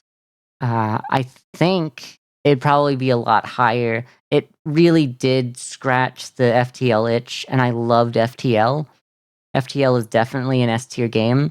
But in how I was playing it and how I was streaming it, it's just too long. Each run is too long for me to feel like it's good to stream. Um, and that's fine. That's fine. So it's maybe just like a B tier stream game, but it's actually an A, or it might be some people's S. I was definitely very excited for it. I definitely enjoyed playing it. I think I would have enjoyed playing it more if I just played it on my own and not played it in front of people. Which that's it's different. Like a good game is not necessarily a good stream game, and I think Lone Star is a good example of that because I just don't see how anyone would watch that after like going through the VOD myself. I'm like, yeah, this is fun, but like it's mostly just like me let's playing, and there isn't a lot of like time to interact with chat. So the streams ended up being like B streams, but the game itself is really worth a look at. On the other end of the spectrum, though, is Nine Kings, which was just like good all around. I'm done with it. I'm definitely done. SMDH streamers really are ruining video games. Yeah, because like digging a game about digging a hole was a better stream than Lone Star. Like it's a better stream game than Lone Star, but Lone Star is definitely a better game than like a streamer bait game. Uh, but they're in the same tier here for me because that's how I experienced them. And the only reason why Game About Digging a Hole isn't an A tier is because like I can see I can see the code. I can see the streamer bait of it all. And it's like, it was great for that. And it does, like, and that's why it's the top of B tier because it is like trying to be a good B tier game. To have the right amount of jank, the right amount of, still have the right amount of polish to be fun for 3 to 4 hours. But it's nothing more than that. So it can never be like an A tier game. Whereas if I just had a good experience playing a Lone Star, Lone Star has the possibility to do better. But it's just like the environment in which I interacted with it just set it to a B in my experience. But like I can see it. It has the potential to be on par with FTL, and FTL is a game that I love so much. I don't think I even play FTL enough for how much I love that game. But I love playing. I love watching people play that game. I know that it's not even a good stream game. I feel like I wouldn't stream it well. But I genuinely love watching other people play it because I love people playing the game. Whereas, like, usually you'd watch a streamer because you like watching the streamer and the game is there. But if I'm watching someone play FTL, it probably doesn't matter who you are. I like the FTL. But, other games, if I'm watching you play a game about digging a hole, I don't like the, game about digging a hole. I like you and I want to see you play that game. And that's that's the difference really at the end of the day. Tranquil Isle. Tranquil Isle is a B tier game simply because Islanders is it an S? Is it an S tier?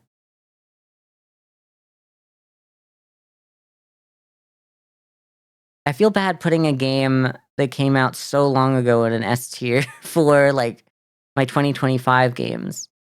A game that I only played because it was the better version of Tranquil Isle. I think I'm gonna put Islanders in A. For now, and if I feel like it needs to go into S, it might. I think maybe Islanders 2 might have gone into S if I could have actually played it, but for some reason the game wouldn't capture, so it's in the not here at all tier.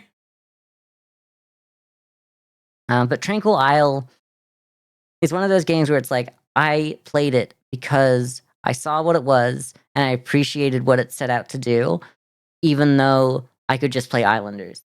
I wanted to support someone trying to recreate it, and like not trying to just copy it straight up because they wanted to like make a quick buck off of Islanders. Tranquil Isle definitely feels like somewhat like it's a love letter to Islanders because it's like I liked your game, but I wanted to make the game that I would want your game to be, even though they didn't quite make a perfect game themselves. Like they added different mechanics that they definitely would have wanted to see in Islanders. And that's what I really appreciate about it because it's like it's not a copy. It's not a cash grab because like they changed it in a way that wasn't to make it look like it's not a copy because it still looks like it. It wears its inspiration on its sleeve, but it changes what it wants. Like what it adds what it wants to have in the game, like the ability to change like the visuals. Like you can change like the different houses, like the buildings to have different like styles. Like you can have like the pansexual colors or the bisexual or the the you can set it to like a trans color palette. And that's you don't even need that. But like they were like, I want to be able to have my game have that option, and they did. And that's not the only thing, but that's the biggest example I ever really had of it in that one, and I respect it, but it I would still rather play Islanders. I'm glad that I owned the game. I'm glad I experienced it. I'm glad they made it, and I think that's going to be a good like lesson for them. And I think that they learned a lot about uh, game design, game dev, and that's good. And I'm glad that I could experience what they had to offer. Um, but once again, Islanders is an A game. Peak Peak's the S tier game as well. Um, I don't know, like it never feels like it should be until you realize you just keep going back to it. I know there's a few of my friends that have decided they're done with it, and that's fine. And I think I'm always going to play Peak less and less, but I haven't stopped yet. And it's been 8 months or so, like 7, 8 months. And I think that's good. Sometimes you just need to throw a coconut at your friend and make them fall to their death. Exactly. There's so much room on this plate. Like, it's another like vehicle for having the interactions with your friends. So if you're playing it on your own, you're not getting the same experience. Though I will say playing Peak on its own seems more appealing than playing Lethal, Repo, or even Headliners on your own. I don't think that I would enjoy it, but I could definitely see why someone would want to undertake that challenge. Because climbing the mountain on your own definitely feels better than just like surviving in Lethal Company. And I think that's why it is different, is because it has an end goal. So it feels like you could reach that end goal on your own if you put in that effort.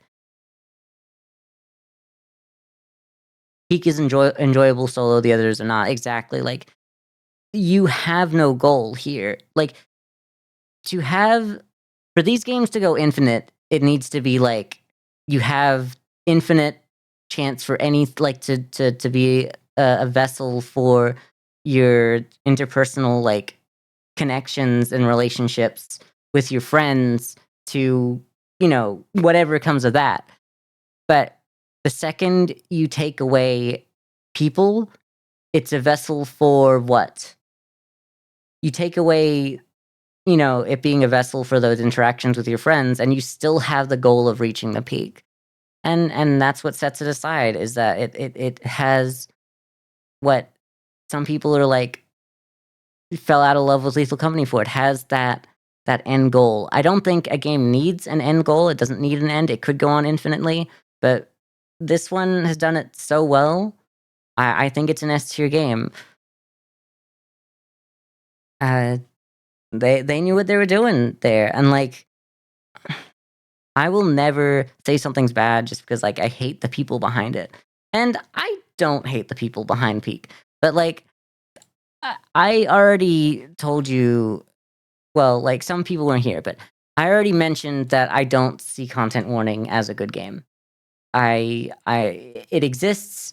It definitely felt like like a what's it called? Like a test or like an example of what it could be, like a tech demo almost. And peak is what comes after it.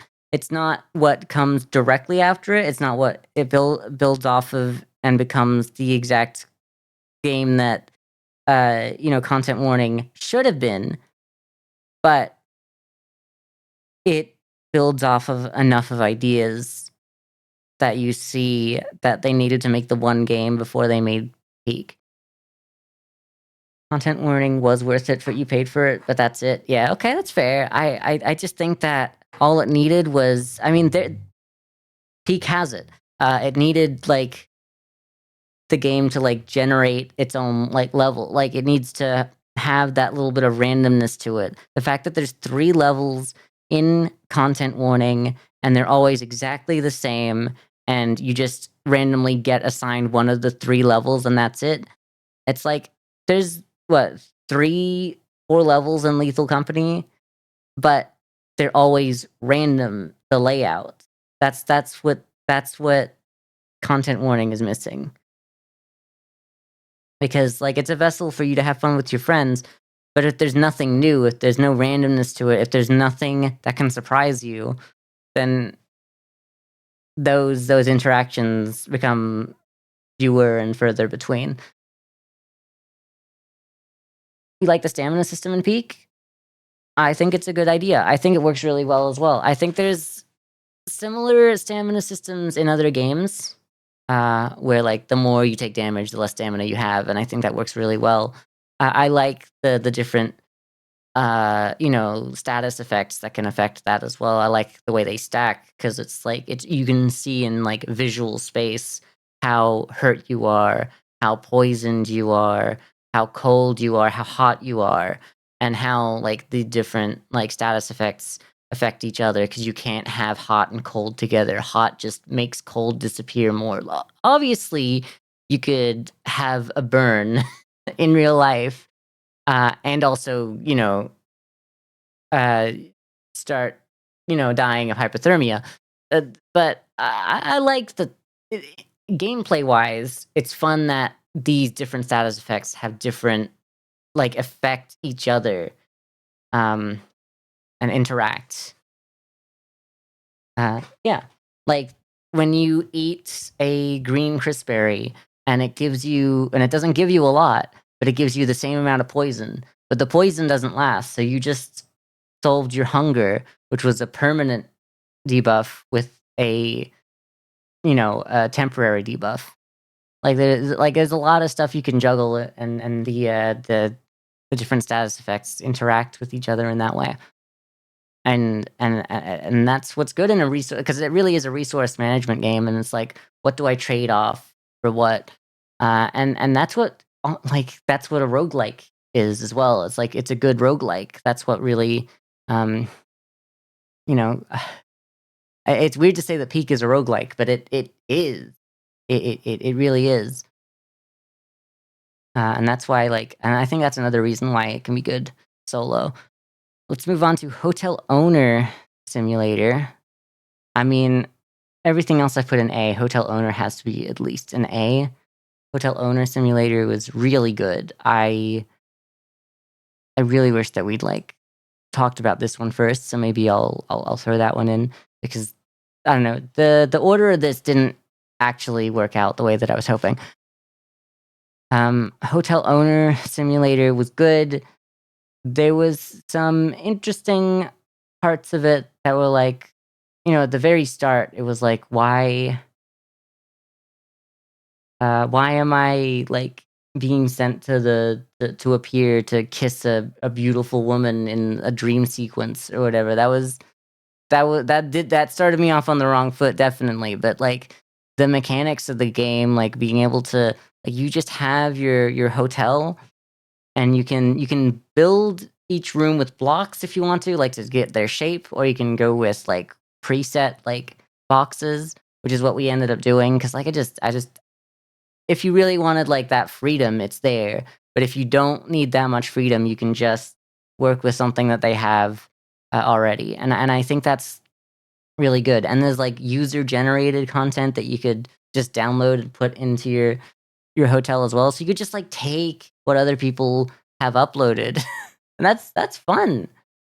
Um but yeah, like there was so much that I could do with it. There was I think it should have a little bit more variety in what you can place in all the rooms. I think like a few more couches, a few more beds, a few more I was gonna say like maybe floors or whatever, but like you can change the color, you can change the hue on everything as well. So it's like,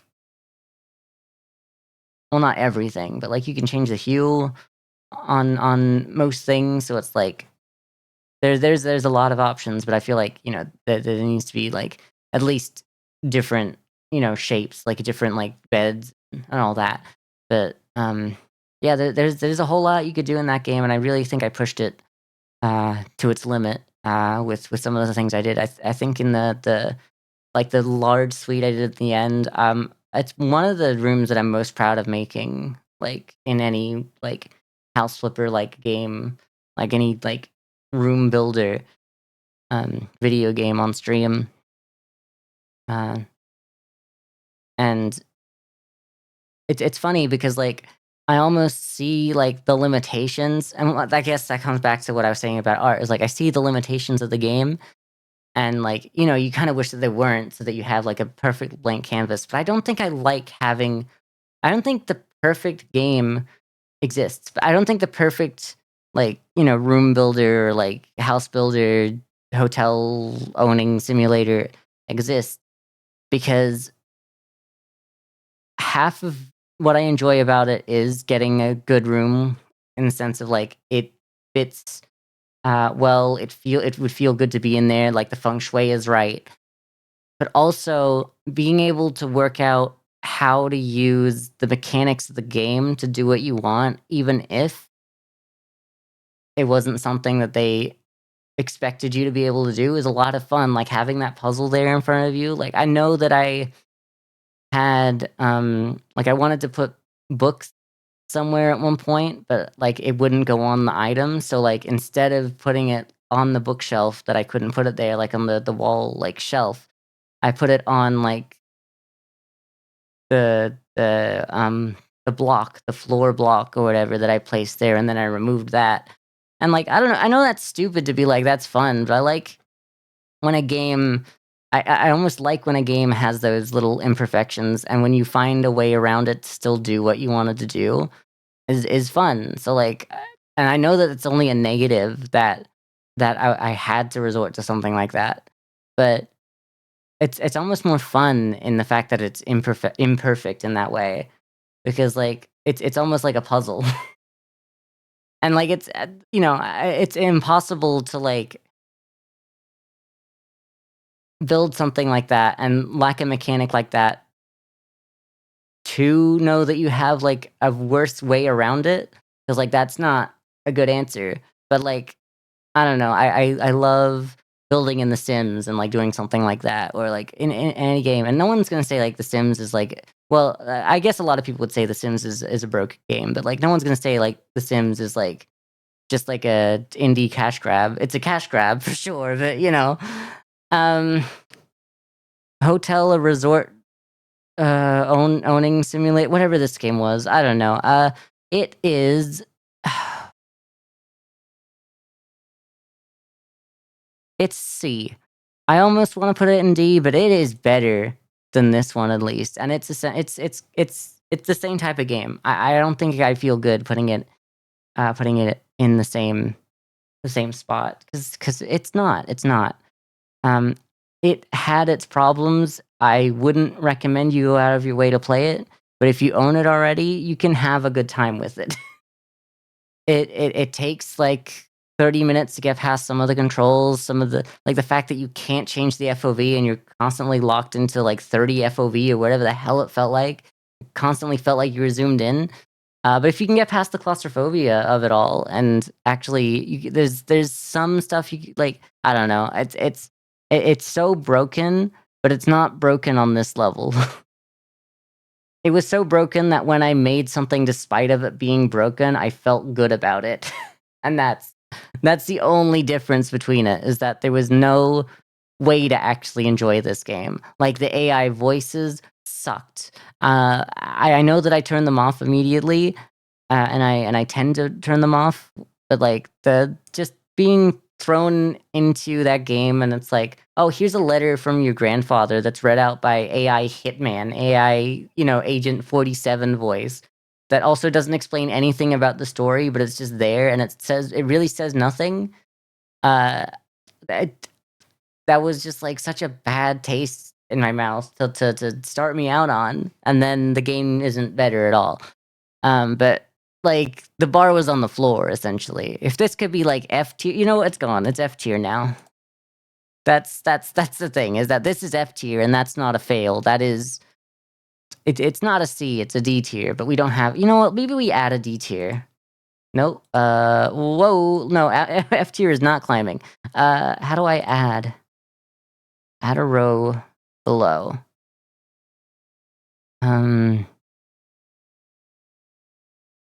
oh god, do I know which color you would be then? You're you're that, like you've always been. Okay. So then the new one would become green, and then F. I mean, S is already that color. Let's just go with blue then.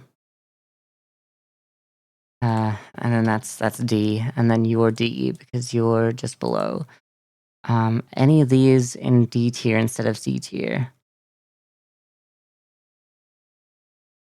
All of them? All of them for me? It's gonna be so funny to find out that, like, I added D tier, and then I just don't have any C tier, but whatever, we're gonna move on. Laundry store simulator.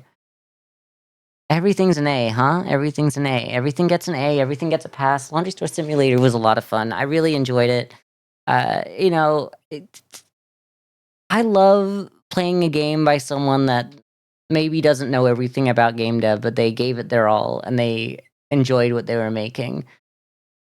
I think that's more important than having a perfect game with, like, completely, sanded down edges. Uh, and, because, like, you can have a jank game made by Bethesda that costs $80, and then it also costs $80 the second time you buy it, and it also costs $80 the third time you buy it. It, like, what I'm saying is this, it could have been Skyrim, and that's the only way it could be worse. So many fun and quirky story paths in the laundry store simulator. Yeah, exactly, because it's not just the laundry store simulator. It's like the stuff that's happening outside the building as well. Paying $80 for a Bethesda game, I don't know, 60. Who cares? Like, but you know what I mean. It's still like it's still like that much. And in fact, games are becoming $80. The next time you buy Skyrim, it will be $80. You know? Okay, so let's try again. The first time you you can buy a game from Todd Howard that costs $60. And the second time you buy it, it costs $60. The third time you buy it, it costs $60. And then the fourth time you buy it, it's gonna cost $80. Thank you. I'll just thought I'd redo that. Suika game. It's perfect in every way. My boy, my love. It's great. There's no downside to Suika game. You always come back to it. I'm so glad that I played it a couple times on stream this year so that I could say that. It's just such a good game. It's so simple, but like there's just so much you can do with it. Uh, I just keep coming back to playing it. Like I even if I'm not gonna stream it all the time, it's just on my Switch. I could just grab my Switch and play a game of it. It really is Balatro, but for people who can't do math.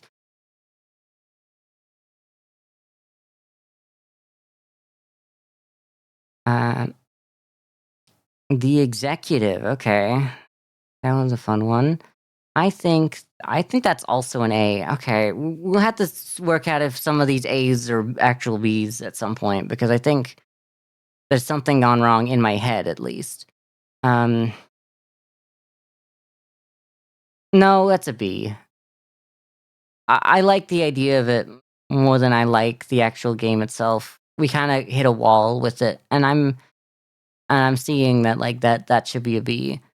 Um, Lone Star, okay. No, everything else kind of deserves to be here, I think.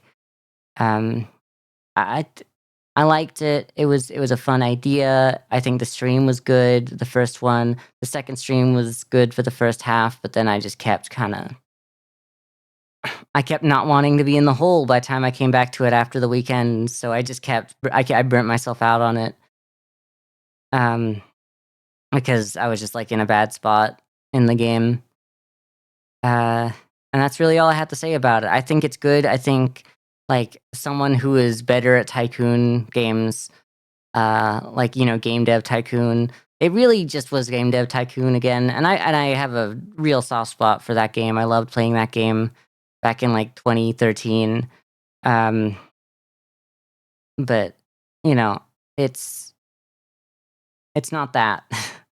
It's almost that, really. Uh, so I think it's essentially the same game. It is. Um, but the I just didn't spend as much time in the executive. Maybe if I was willing to start up a new run and willing to cut my losses and go, I failed the first time, but you know me, I can't I can't accept failure. Wordplay is an A.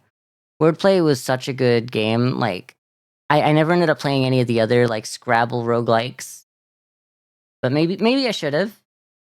But Wordplay, from looks alone, looked like it was the best after playing it. Like, everything else kind of looked like it paled in comparison. Like the UI was perfect. It just felt really good to play. You could like type out all your words. Well, main menu theme, the sound, exactly. The music in the game was great. Um, the main menu theme was better than was maybe it's just because I heard more of the in-game one, like the actual in-game music. But the in-game music felt like Scrabble. It felt like Scrabble music, like you were just like there typing up like your next word. Clutch time. Clutch time's a B. Clutch time's a B for me. Because if wordplay is an A, clutch time is a B. Sorry, just wordplay an S. No, wordplay isn't an S. It's an A. Clutch time is a B. I know that Joey ended up playing a lot of it on his own before I streamed it or anything. He was very excited to see that I was going to. I think it was fun to try, but it just wasn't a good stream game. It's hard to have to play an entire like season of a sport in a card game because like you kind of proved that you've solved the puzzle, but then you still have to keep playing it. Uh, in a sense, it's almost like being forced to go like infinite mode on like Balatro or something. Except it doesn't. I just there's like the brackets where you can like you only need to do 3 rounds, and I think that's where the game shines the most. And even then, I was like, I think I'm done after like the second game and the third game. There might have been a fourth one, maybe actually. No, I think there was just 3. But yeah, if I had to do, because like you can do like an entire season worth of games where you play everyone once or twice, and then like the highest scoring teams play the final. So you'd have to play like 8 to 16 games, or maybe even more. just to win a round of it, whatever. A full career of it, or whatever. There's something there to it. It was fun. I just think that it's not for me. It's not the type of game that I can spend as much time in it and enjoy myself. Glad that I touched it. Glad that I own it. I might come back to it sometime on my own time, but I'll never spend more than an hour or two at a time in it. Demon Bluff S tier. I said that I don't play demos. I don't like to play demos. I'll play early access games. But Demon Bluff was such a perfect demo of a game. When is that game coming out? I want to play it again. I don't want to play the demo anymore because I'm so scared that I'll accidentally burn out. Like, especially because the second time, I played it on a Friday, then kept coming back to it on the weekend, and then streamed it again on the Monday. And on Monday, we just kept playing, and I don't think we lost a single game of Demon Bluff in the 3 hours we streamed, which is a lot. And so it makes me feel like, to me, it's a solved game. So in its current state, I'd be worried about reaching a point where I think it's genuinely solved and I can't lose. But that maybe I'm just thinking too highly of myself, because all you had to do was get the logic wrong once, and then it's over. But I don't know, the fact that I was able to go for hours without losing made me go, oh yeah, it's maybe I put this down for now, because I'm obviously enjoying it so much that my brain is going working overtime just to get everything right. But I just want to see what the deck builder mode is gonna be like, and just whatever else they have when they finally release it, because that game, it's perfect the way it is, I think, and I don't want to touch it again in fear of finding out where the walls are before it's actually fully fleshed out. Die in the Dungeon is a B tier game to me. I think there's potential for it. I think the one game of it I played was fine. I think it took too long. The fact that I had to play it over 2 different streams really didn't help for me. Die in the Dungeon, it was fun. I'm glad that we played it. It's a cute little game. It's another example of I will play a game so slowly just to play it perfectly, and maybe that's why it's a B tier for me, is because I wasn't able to play it faster. Who knows? But I'm happy with it. I think He Is Coming is a D tier game. I think He Is Coming is fine. I'm glad that y'all made me play it so many times just because it's called He Is Coming. I don't appreciate the game for what it is, really. I don't see how it's enjoyable past what I've played of it. I never beat the game. I'm sure if you keep beating your head against the wall, you'll win eventually. But I don't know how to play that game any better, and I guess I'm just not willing to learn. I can appreciate that there's something to it. Me every night, yeah. I Me every night. He is coming. So true. Um, I just think that there's a certain there's a certain vibe to the visuals. I enjoy the idea. It just doesn't hook me. Dice with Death, I think, is an A. I really enjoyed that game. We only played it once on stream, but I felt like I was gonna hit the wall in it. We already saw that I was able to essentially infinitely perfect bank and then keep rolling again, which was a lot of fun, and I really want to go back and clip that because I never ended up doing it. But there's they're still working on that game, and there's more to it. It's similar to Demon Bluff in that I can't play it right now, but you can't keep me away from it for long. House Flipper 2, I mean, that was just the game we played during let's get it all out of the way. House Flipper 2. The Sims is not going in S tier, but if I'm not going to put those in S tier, then why did I even play them for like the the event stream of like showing off the new stream look and the emotes that Shelby made and one of the ones that Snudgely made. And I mean, I already had the VTuber model, but like I always feel like it's a good excuse to point out that Snudgely made this. Crazy. Guy's so talented at making 3D models.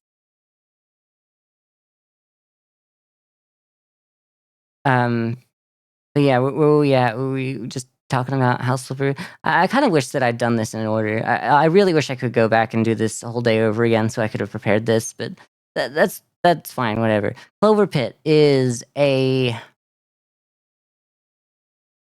D tier game. I just it was fine to begin with, but if you spend anywhere over 3 hours, you know that like you know how to go infinite. You know that you need to be lucky to get the infinite combo early enough to go infinite, and then that's really it. That's all there is to the game. I wish there was like more to the mechanics, but like once you've kind of discovered everything, you kind of discovered everything.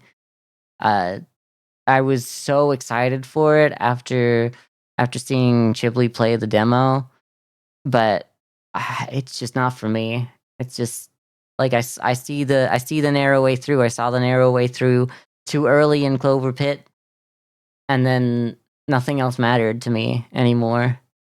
Sunset Motel. Sunset Motel is an A. I can't give it an S. It was fun for the 4 streams we played it, but it's on par with Hotel Owner Simulator. They both have their strengths and weaknesses. Some of them are the same strengths, some of them are different.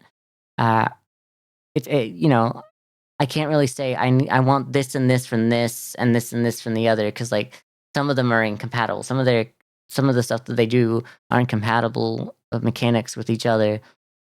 But sometimes I do like the way one game does one thing more than the other. I mean, Sunset Motel does like the introducing like your workers for you better than definitely Motel Manager Simulator, because I was so sick of having to do everything, and I was kind of like on the edge there, but it wasn't bad. It was like it was pushing me to my limit before it was like, okay, now you get a break. And then now that you've had your break, here's the next thing that you have to worry about. It kept you on your toes at all times, and I think that was really good. King of Retail. I'm gonna put that in S tier right away because that is the game that is Supermarket Simulator, but S tier. Coming back to it was really nice. Let's just grab Supermarket Simulator 2, and by that I mean King of Retail 2. Now let's throw that in the garbage because I don't know how you go from like the best like store simulator to the worst store simulator, but you managed it. Like that's honestly an even bigger achievement than creating the perfect store simulator. King of Retail is both creating the best one and the worst one as its sequel. I disliked that. I hated it. I know I only gave it an hour, but it was so hard to start the game that there was this wall that maybe a stronger man than I can get through. But if you're going to make your game so inaccessible from the start, like I'm sorry. I'm really happy that you made your perfect store simulator that is just like starting a store in real life, and you have to worry about every single issue about it. But some of us just want to have the fun stuff. I don't think a game purely has to be fun, but like from my experience with it, I just wasn't. I wasn't able to mentally. I was not able to play that game. Click Golding. That is going in. I think that's an A tier game. I think it was an experience. I don't think it was fun for me, pretty much at all. I think it was an experience though. like I said, not every game has to be about being fun, and I think that's click holding. It wasn't fun, but it was something new, something weird, something uncomfortable at times. But it didn't. It wasn't like genuinely difficult to like try to beat your head against the wall to make it to actually starting the game. Uh, Click holding, I don't know. I feel like it's a game that like doesn't have a lot of replayability, really. But once again, if you just see it as an experience, I think it was fun. Welcome back, Babs. We're talking about click holding. Did you ever play the game click holding?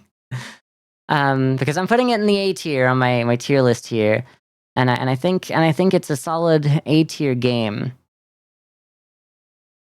Uh, it was confronting, and looking back on it, I think I was a little harsh on its ending, but you know, click holding, not click holding, click holding. It sure was an experience. Click holding.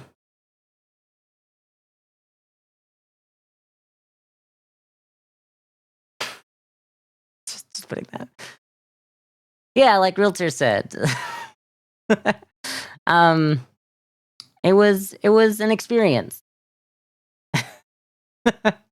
If you haven't played it, I honestly would recommend trying it.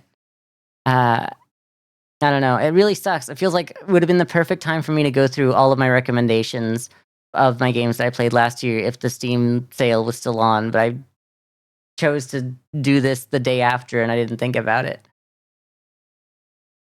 You haven't trying it at least once? I'll try anything once. um uh, Click holding was fun. Especially the stream where we played click holding and Clover Pit. Like that was such a strange combo of things to happen. Like they have a similar kind of like vibe, and having the damn unlocking the clicker immediately in Clover Pit after click holding. It was one of those moments that is like, oh, okay, so we live in the Matrix. Okay, so like I'm the main character in the Matrix. I want this to be like at the end because that's the last game we played. Carry the Glass. We played that with Viv. I'm gonna put it in B tier, mostly because we only played it once and didn't come back to it. But I think it was mostly because Viv just couldn't play video games at the time, and we just it's kind of like got away from us. I do wish that I could play Carry the Glass again.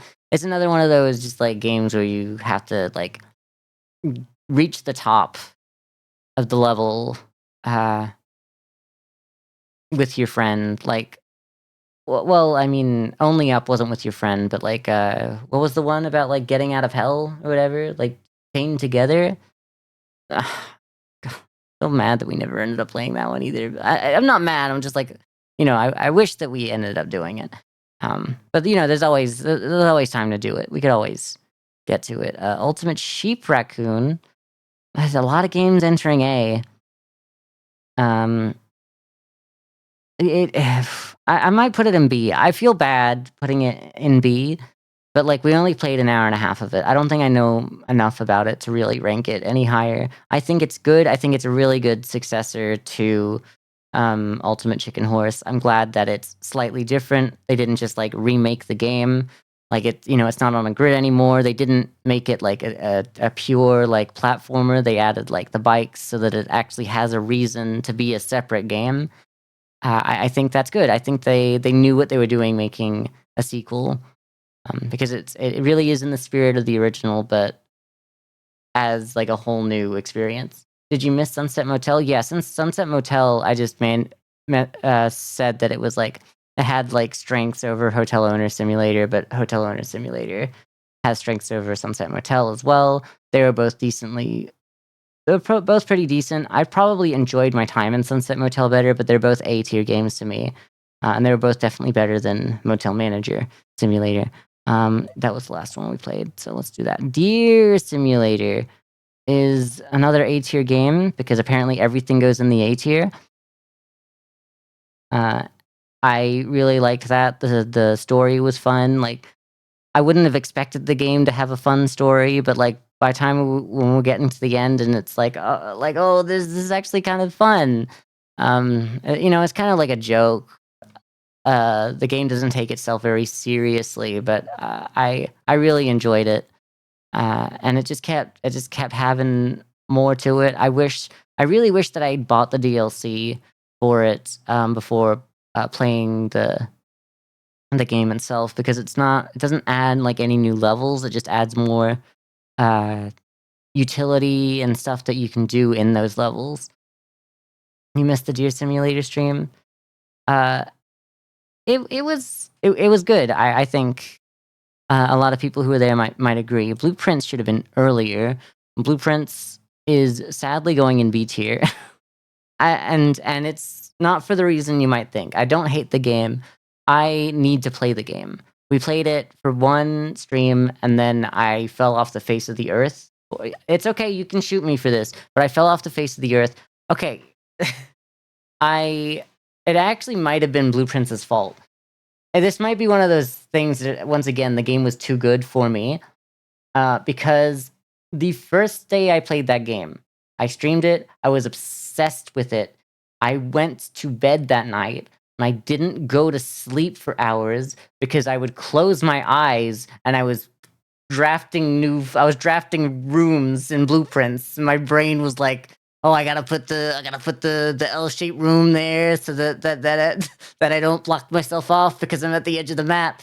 And like every time I closed my eyes, I was there again. And then that night, I dreamt about playing blueprints. And I know it wasn't the real game, but and then I talked about it while we played some Phasmophobia the day after, and I was talking about how like I didn't notice when I was playing the game to begin with, but there's like chess pieces in all of the rooms, and for some reason my unconscious brain still knew that the chess pieces were in the rooms. Uh when I was dreaming, so like I could put together that that's like a part of like a puzzle.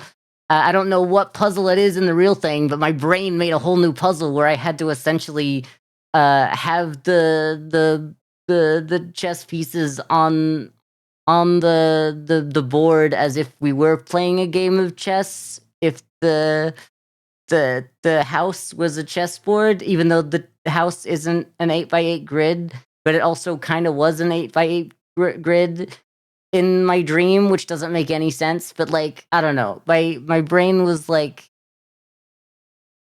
I was so obsessed with that game that for when I played it, that I couldn't fall asleep until hours later, and all I could dream about was Blueprint. And then I couldn't play Blueprints the next day because my brain hadn't shut off, and I couldn't like I missed the stream because like I was still like in bed, and I couldn't. It literally got me so bad that I couldn't function. You know, I couldn't. Well, actually, I think I don't know. I just think that there's something to that game, and I want to get to it. I'll have to start it over, but it I I could get addicted to it, clearly, obviously. But right now it has to be in B tier, and then hopefully in 2026, at the end of 2026, well, I guess the start of 2027, we'll see when we ever do the tier list for this year. It'll go up because I'll have actually experienced it more awake than I did asleep. Ratachi, that should have showed up at like roughly the same time as Lone Star. It's the same. It's the same. It's one of those games where it's like it is a lot of fun. I think they both have their strengths. They're both very similar in the fact that they are a roguelike. Um, their mechanics are very different, but they just take too long on stream for me. So like they feel like B tier is where they should go. For me, I think Church Simulator, I'd be remiss to put that above Blueprints or like anything else in B tier. It was fun to stream, but I don't think as a game it should be any higher than B tier. Um, Church Simulator, it was a lot. It was good. It was great. Mega Bonk there. C tier is looking so empty, LeMayo. Exactly. C tier didn't exist until I realized that none of the games that I had in C tier should have been C tier, and they all should have been D tier. Um,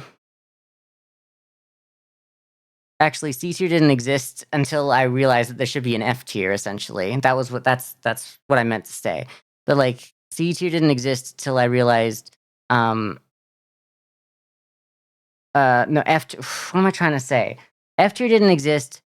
All of these were in D tier, and then everything in D tier was in C tier. But everything in D tier is a D tier game to me. That's what I'm trying to say. That's the truth. I got there in the end. Super Mario Party Jamboree. That is, I think it's just a B tier game. I know a lot of people love it. Lego Party is the same. I feel like I'd also put Lego Party in B tier. I've only played it once. It was fine. It's just another vessel for me to stream games with my friends, essentially. Oh, we're gonna have a fight when I get to a certain game, huh? Haste. Haste isn't an F tier, it's a D tier game. It's like, what if you made a Sonic game, but like good? And it turns out the best a Sonic game can be is a D tier game. It feels fun to like run around until you realize like there's nothing more to the game itself. Like all of the bosses, there's 3 bosses, but there's like 9 or 10 levels. So you just get more bosses. Like it should just be like a true roguelike instead of it being like a roguelike, but every time you complete it, it gets harder.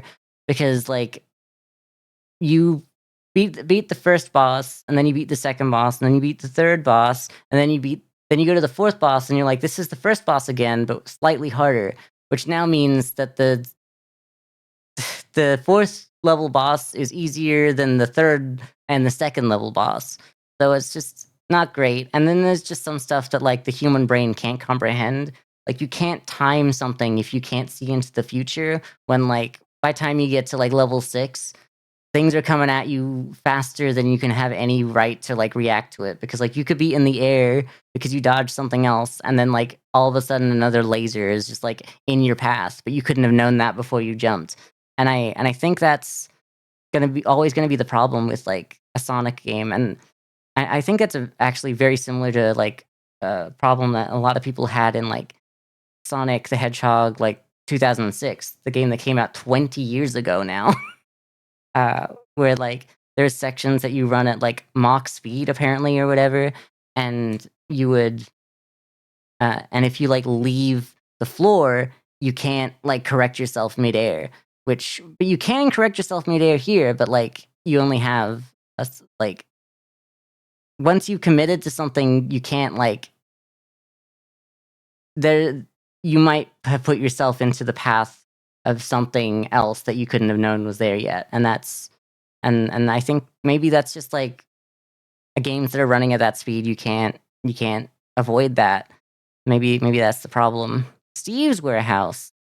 That's a B tier. That's I liked it. I like a good roguelike, and I think it's definitely above C. But it's just it. I think the thing that brings it up is like it is nice to see a Suika game roguelike, especially with like it's not just one set of like fruit. Like you have the fruit, you have the sport balls and all that. You have, like the animals, and like you build your deck around that, and you try to like grab like, I'm gonna go like fruit this time, or I'm gonna go animal this time, or like whatever two you do. You don't even have to put yourself in like one set of Suikas. I don't know what to call it. um so I think there's meat on the bone, but I think I was kind of done with it by the time I played it for 3 hours. But the way I play games is like I play it from anywhere between 3 and 9 hours, and then I never play it again. A normal person would be able to enjoy a game properly. Oh, that's what that game was called? Yeah, it's a good game. You really liked it. I really did like it. I just think that it's not quite like an A. It's not on the same level as some of these that I have. but I know that it's like I'm happier putting that above average. And it kind of makes sense that I would only play games that I enjoy as well. So that's why you're seeing a lot of them are above C tier. And the ones that like I was just wrong about go below. Date Everything is there's a lot of S tier games, and I'm like, do all these deserve to be here? I don't even know if House Flipper 2 should be in S tier. I know that's really weird to say, but now that I look at it, I'm like, I really do like House Flipper more than House Flipper 2, and I haven't played House Flipper 2 enough for it to be in S tier comparatively, because I have like almost 100 hours in House Flipper, but I only ended up playing like 6 hours of House Flipper 2, and then I went back to House Flipper, so the idea that I put that directly into S tier kind of doesn't make sense now that I think about it. Sims 4. We only really showed us some of my my builds on that.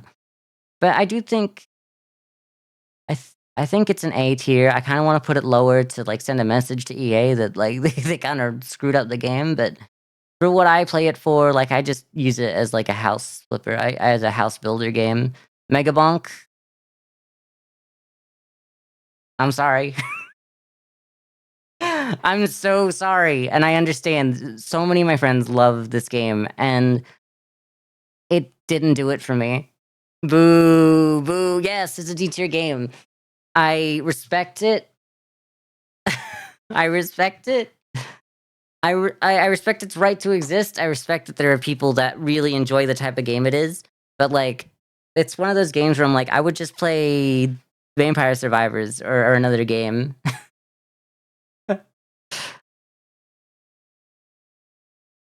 The writing is dumb and I hate. I do dislike the epic meme like veneer.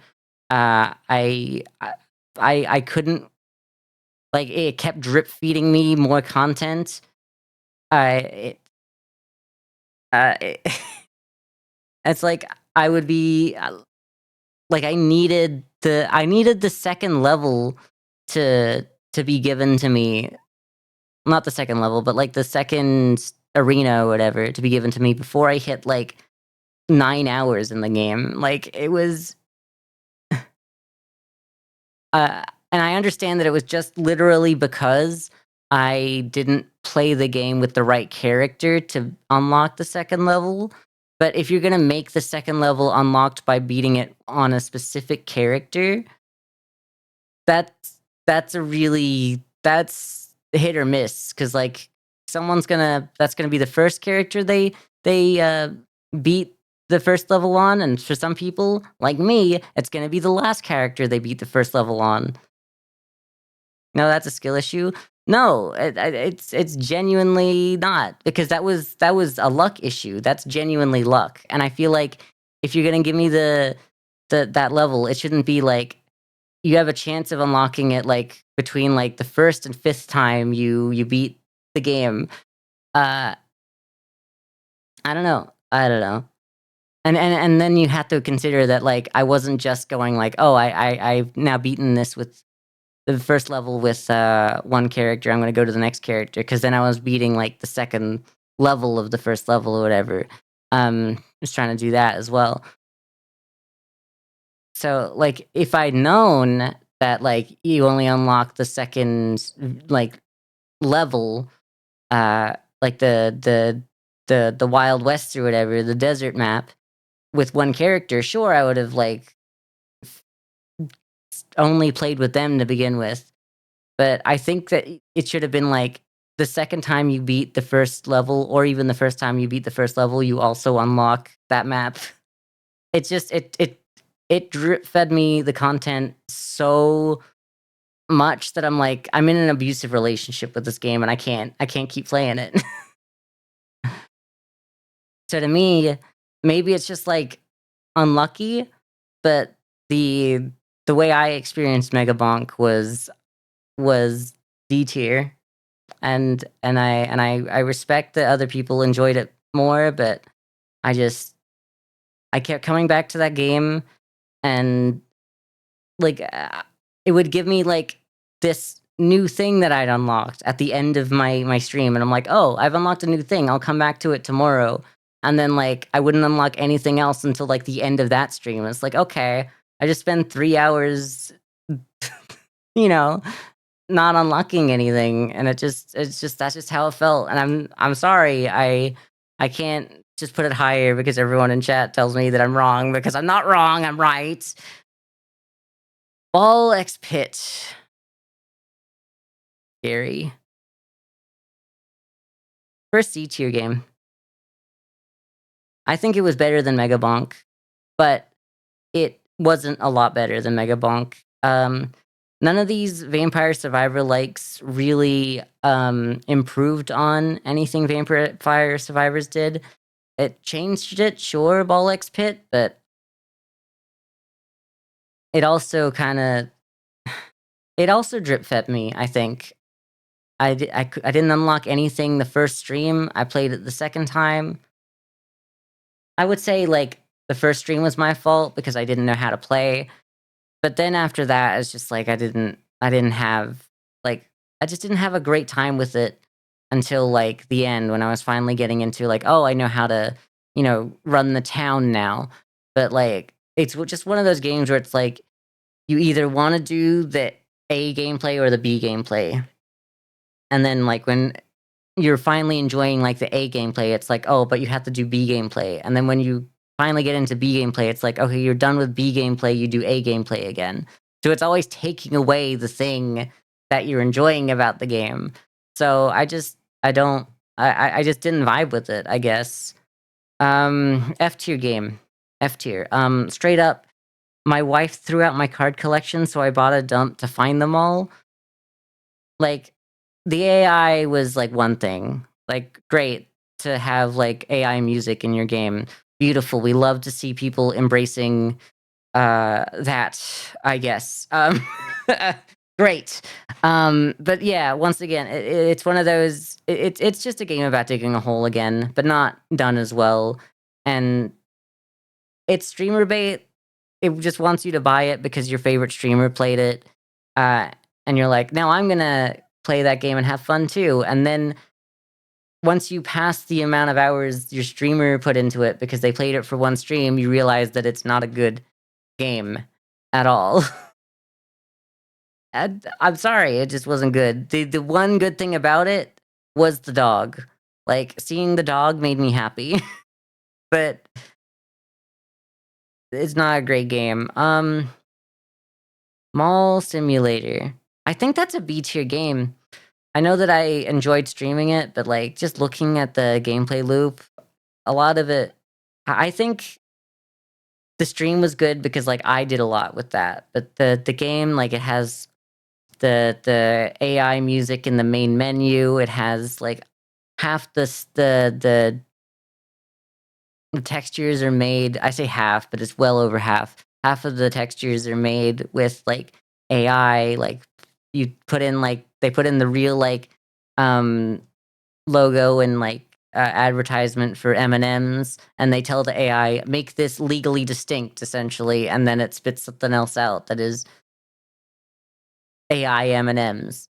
Uh, and I just didn't vibe with it. Like when I really came away from it, I'm like, I don't like how much it relied on not having anyone on the team that did like art.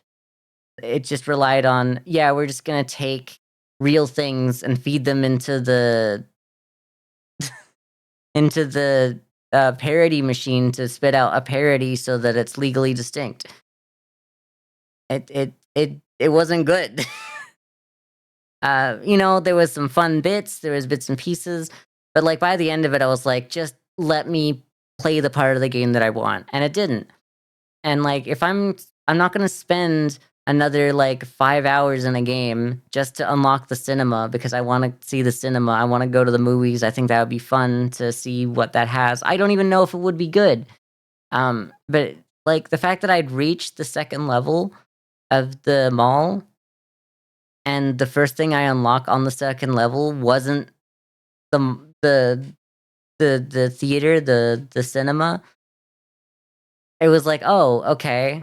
So I just have to keep grinding for another like 2 levels. And it's not even like it's the last thing you get, so it's like it's building up to this thing. It was like essentially right after what I just built up to, and I thought I was building up to the cinema, but instead we ended up opening up an arcade, which is fine, but like you can't even play the arcade games either.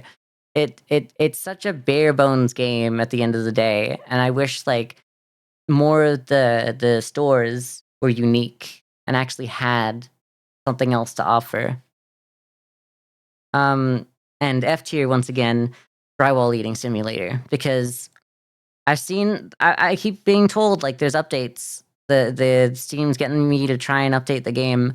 And so I hope it's fixed by now, but like it really put a bad taste in my mouth when uh I got to the point in the game where it just broke and I couldn't progress.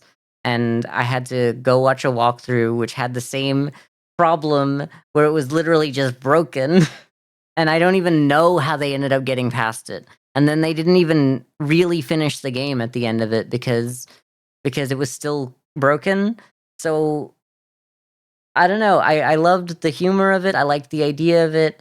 It wasn't what thought it was going to be going into it initially, but I liked what they were doing.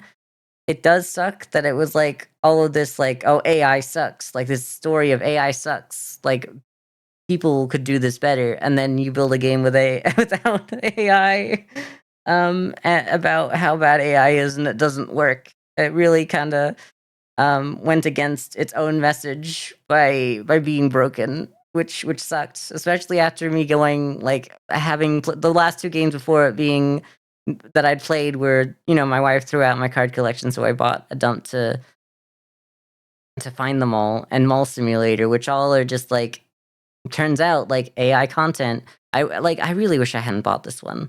Like I'm really mad that like I bought this before like they I don't think it was before Steam implemented that you had to admit that you had AI in your game, but before they were forced to admit it, before they actually admitted it, because I would have probably steered away from that one, uh, knowing that it was just slop, I guess. Um, but yeah, I was just that's just it's really sad that the way the that the year ended was like AI game talking about how AI is bad but doesn't work. Like it just I mean, you have to laugh if anything. I mean, also let's be honest, I played Church Simulator, and that thumbnail is definitely not made by a human. Uh I think the game was made by a human. Like the thing with AI in games is that I think you'd be wrong to think that we can crack down on it to make sure it never happens. But I don't want it to be normal. I I I'm okay, I guess, if your thumbnail is AI. I'm not okay with it. It puts a bad taste in my mouth, but it's not going to be the thing that makes me go, okay, I'm not going to give you a go at all. Like I'm a little bit understanding. I'm not happy about it. I wish that you would like get real art after you've had some people buy your game maybe and do that and redo it. But but here we are. Um Man, that's the tier list, huh? Let's get my second tier list going because I gotta set that up and hope that it actually works properly. But yeah, that was the tier list right there. That was it.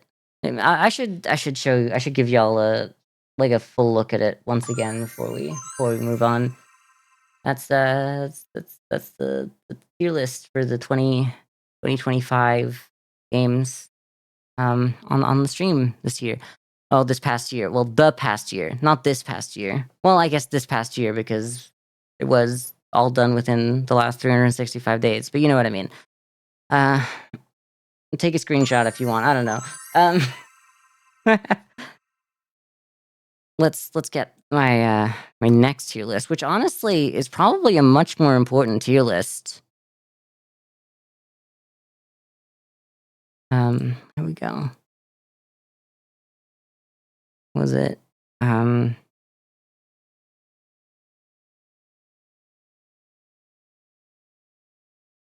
Uh,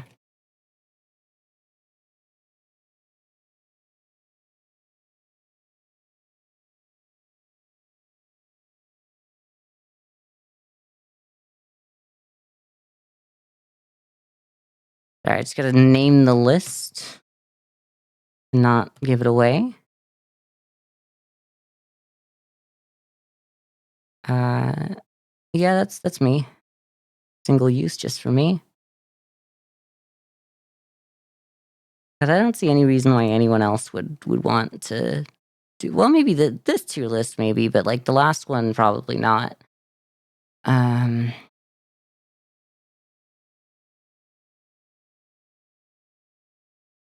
there we go. Alright. The didn't save the title anywhere? Okay, that's cool. So me naming it didn't really matter? Alright, let's let's let's move on. This is the last tier list, I guess. Um, so it should say, this is my tier list of, my friends who are getting married this week. Um, I don't know, I don't know if you guys wanna do this tier list with me or not. I guess I can make it a template for people to do. Uh, so Joey's gotta be S tier. I think Joey's up there. I've known Joey for a little while now, and, like, I think, especially considering who he's marrying, I think that adds a lot. Like, maybe if he wasn't marrying, the wife definitely has to, like, be considered into, like, if this is, like, an S tier, like, uh what marriage for this man, and obviously it is. And then okay, so then the next person who's getting married this week, next one of my friends who's getting married, Ro is getting married. I think Ro, it's hard to say. Knowing Ro for about a couple years now, I think Ro's definitely a solid S tier. I don't know. Maybe but if should we you guys think that we should, like, rank the different tiers themselves? Like, should we go like, "Oh, here's the top of S tier," like, or should we just, like, leave it at, like, those are an S tier, those are an A tier, an A tier? Because I think we could say that, like, maybe I think I prefer it like this. I think that's how the tier list should go. I th I think yeah. Yeah, I'm more let me double check. Does that feel right, though? I think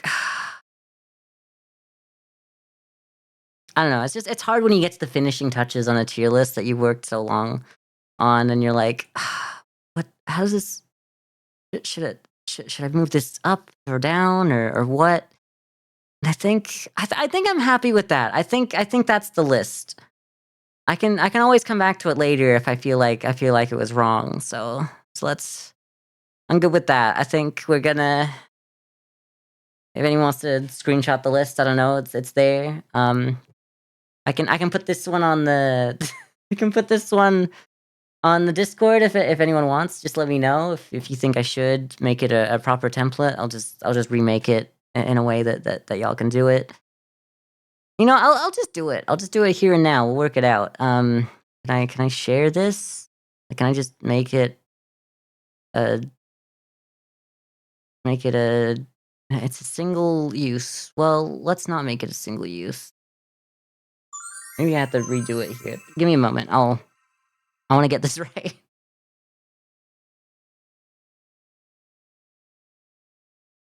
I'm gonna feel so bad about this bit. You only know 2/3 of the people on that list. Now that's a good bit. I'm gonna feel so bad if it turns out that I know someone else who's getting married this week and I just forgot. I would feel so bad. All right, let's make the real template for this. Friends who are getting married. Friends, not who are, just friends getting married this week. Tier list of friends getting married this week. Yeah, that's probably better. It's not like a single use one, is it? I want a public template. Uh,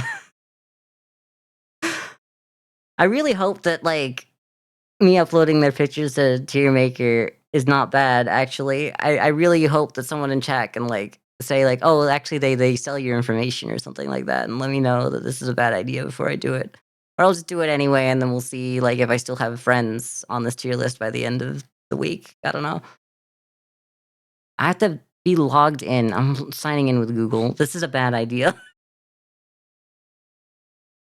I'm signing in with Google.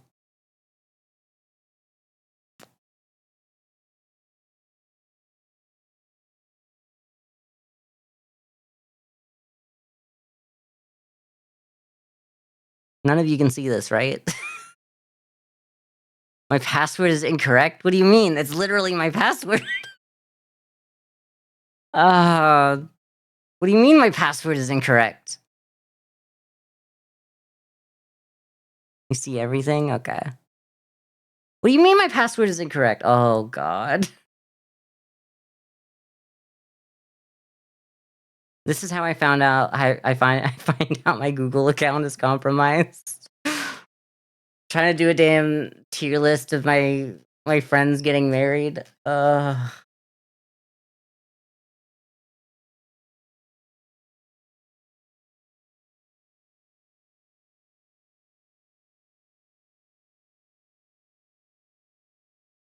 It really is just the wrong password, huh? I can't. Yeah. No?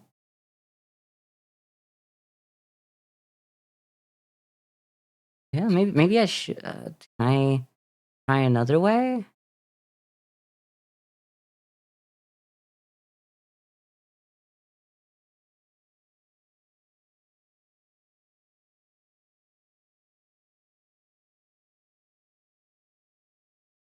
Okay, I can use a passkey. That's not good. I didn't know that I had a passkey.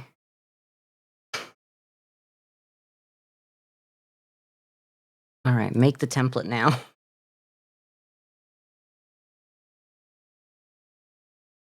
Friends getting married this week.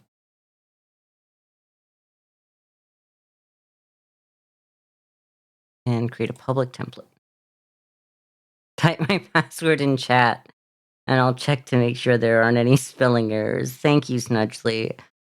How could I do this without you? I literally made the name of the tier list of friends getting married this week. This is so hard. Type it all over again.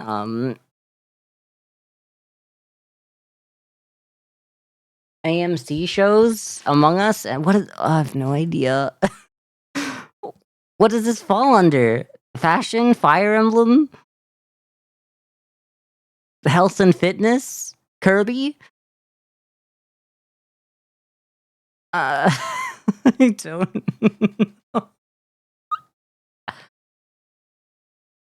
This bit is broken me. Yu-Gi-Oh! YouTube and streaming. Sure, that's good. That'll work.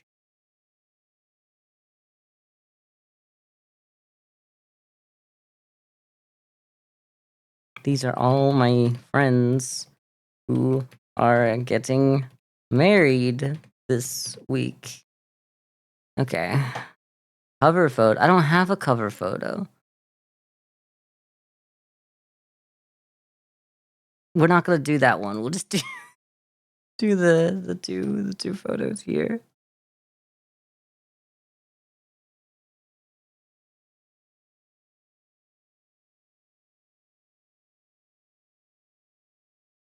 Yeah, that's fine. This isn't a duplicate. I haven't created one. Does that work? I have to upload at least 5 images? You're not getting it. Make it yourself. I'm sorry. I need to have 5 friends who are getting married. It won't let me do it. Okay, whatever. I'll just send the picture of the tier list to the chat, I guess. To the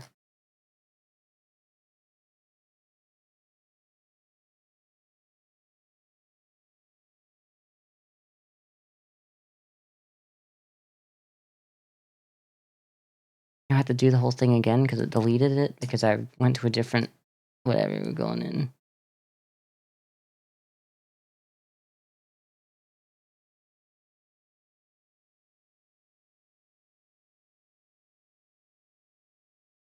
Right, we're gonna put this on the Discord.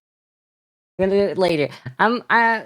We're about to get an ad anyway, and we're gonna finish the stream here. But I want to say thank you all for being here. The first the first stream back in 2026. It felt good to get that tier list done. Both of those tier lists, like they've been a long time coming. Really, if you think about it. So yeah, thank you all for being here, and like we should be back tomorrow. I was only here to hate watch since you hate me. I don't hate you, Realtor. No, this can't become like stream lore canon. Like it can't be like lore that I hate you. Because like stuffing you into a locker is like a good thing, maybe. Like that's like just because I would stuff you into a locker doesn't mean like exactly. Up there with Bill Gates, apparently. No, Bill Gates is a true enemy of the stream. That. Yeah, that is lore. You're right. But we're leaving the stream there. Thank you everyone for showing up to the stream today. We'll be back tomorrow. I did buy a few games on the Steam sale so like hopefully, even though I think we're in a little bit of a game drought, over like December or January, there's a few older games that I'm like, oh right, I wanted to play that at some point. So like we should have some games to actually play. I know in December I was kind of like losing my mind, going like, there's no new games out that I like. I don't know what to do.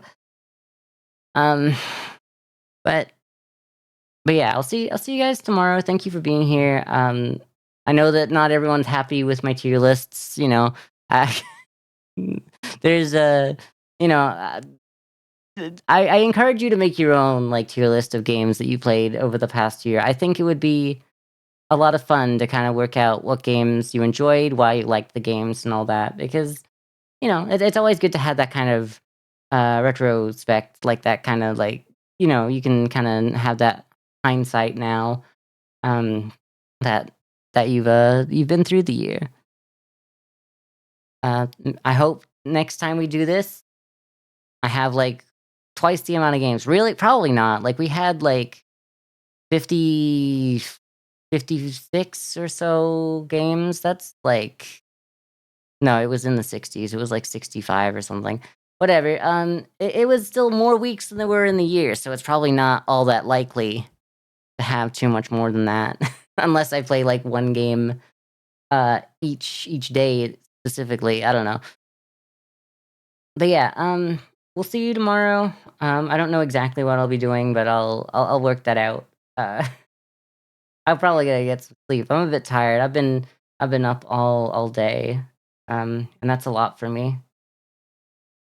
I usually make my stream like earlier in my day, because I need it to be one of the first things to do so that I have the energy. But I kind of just decided that I was going to put energy that I didn't have into today's stream.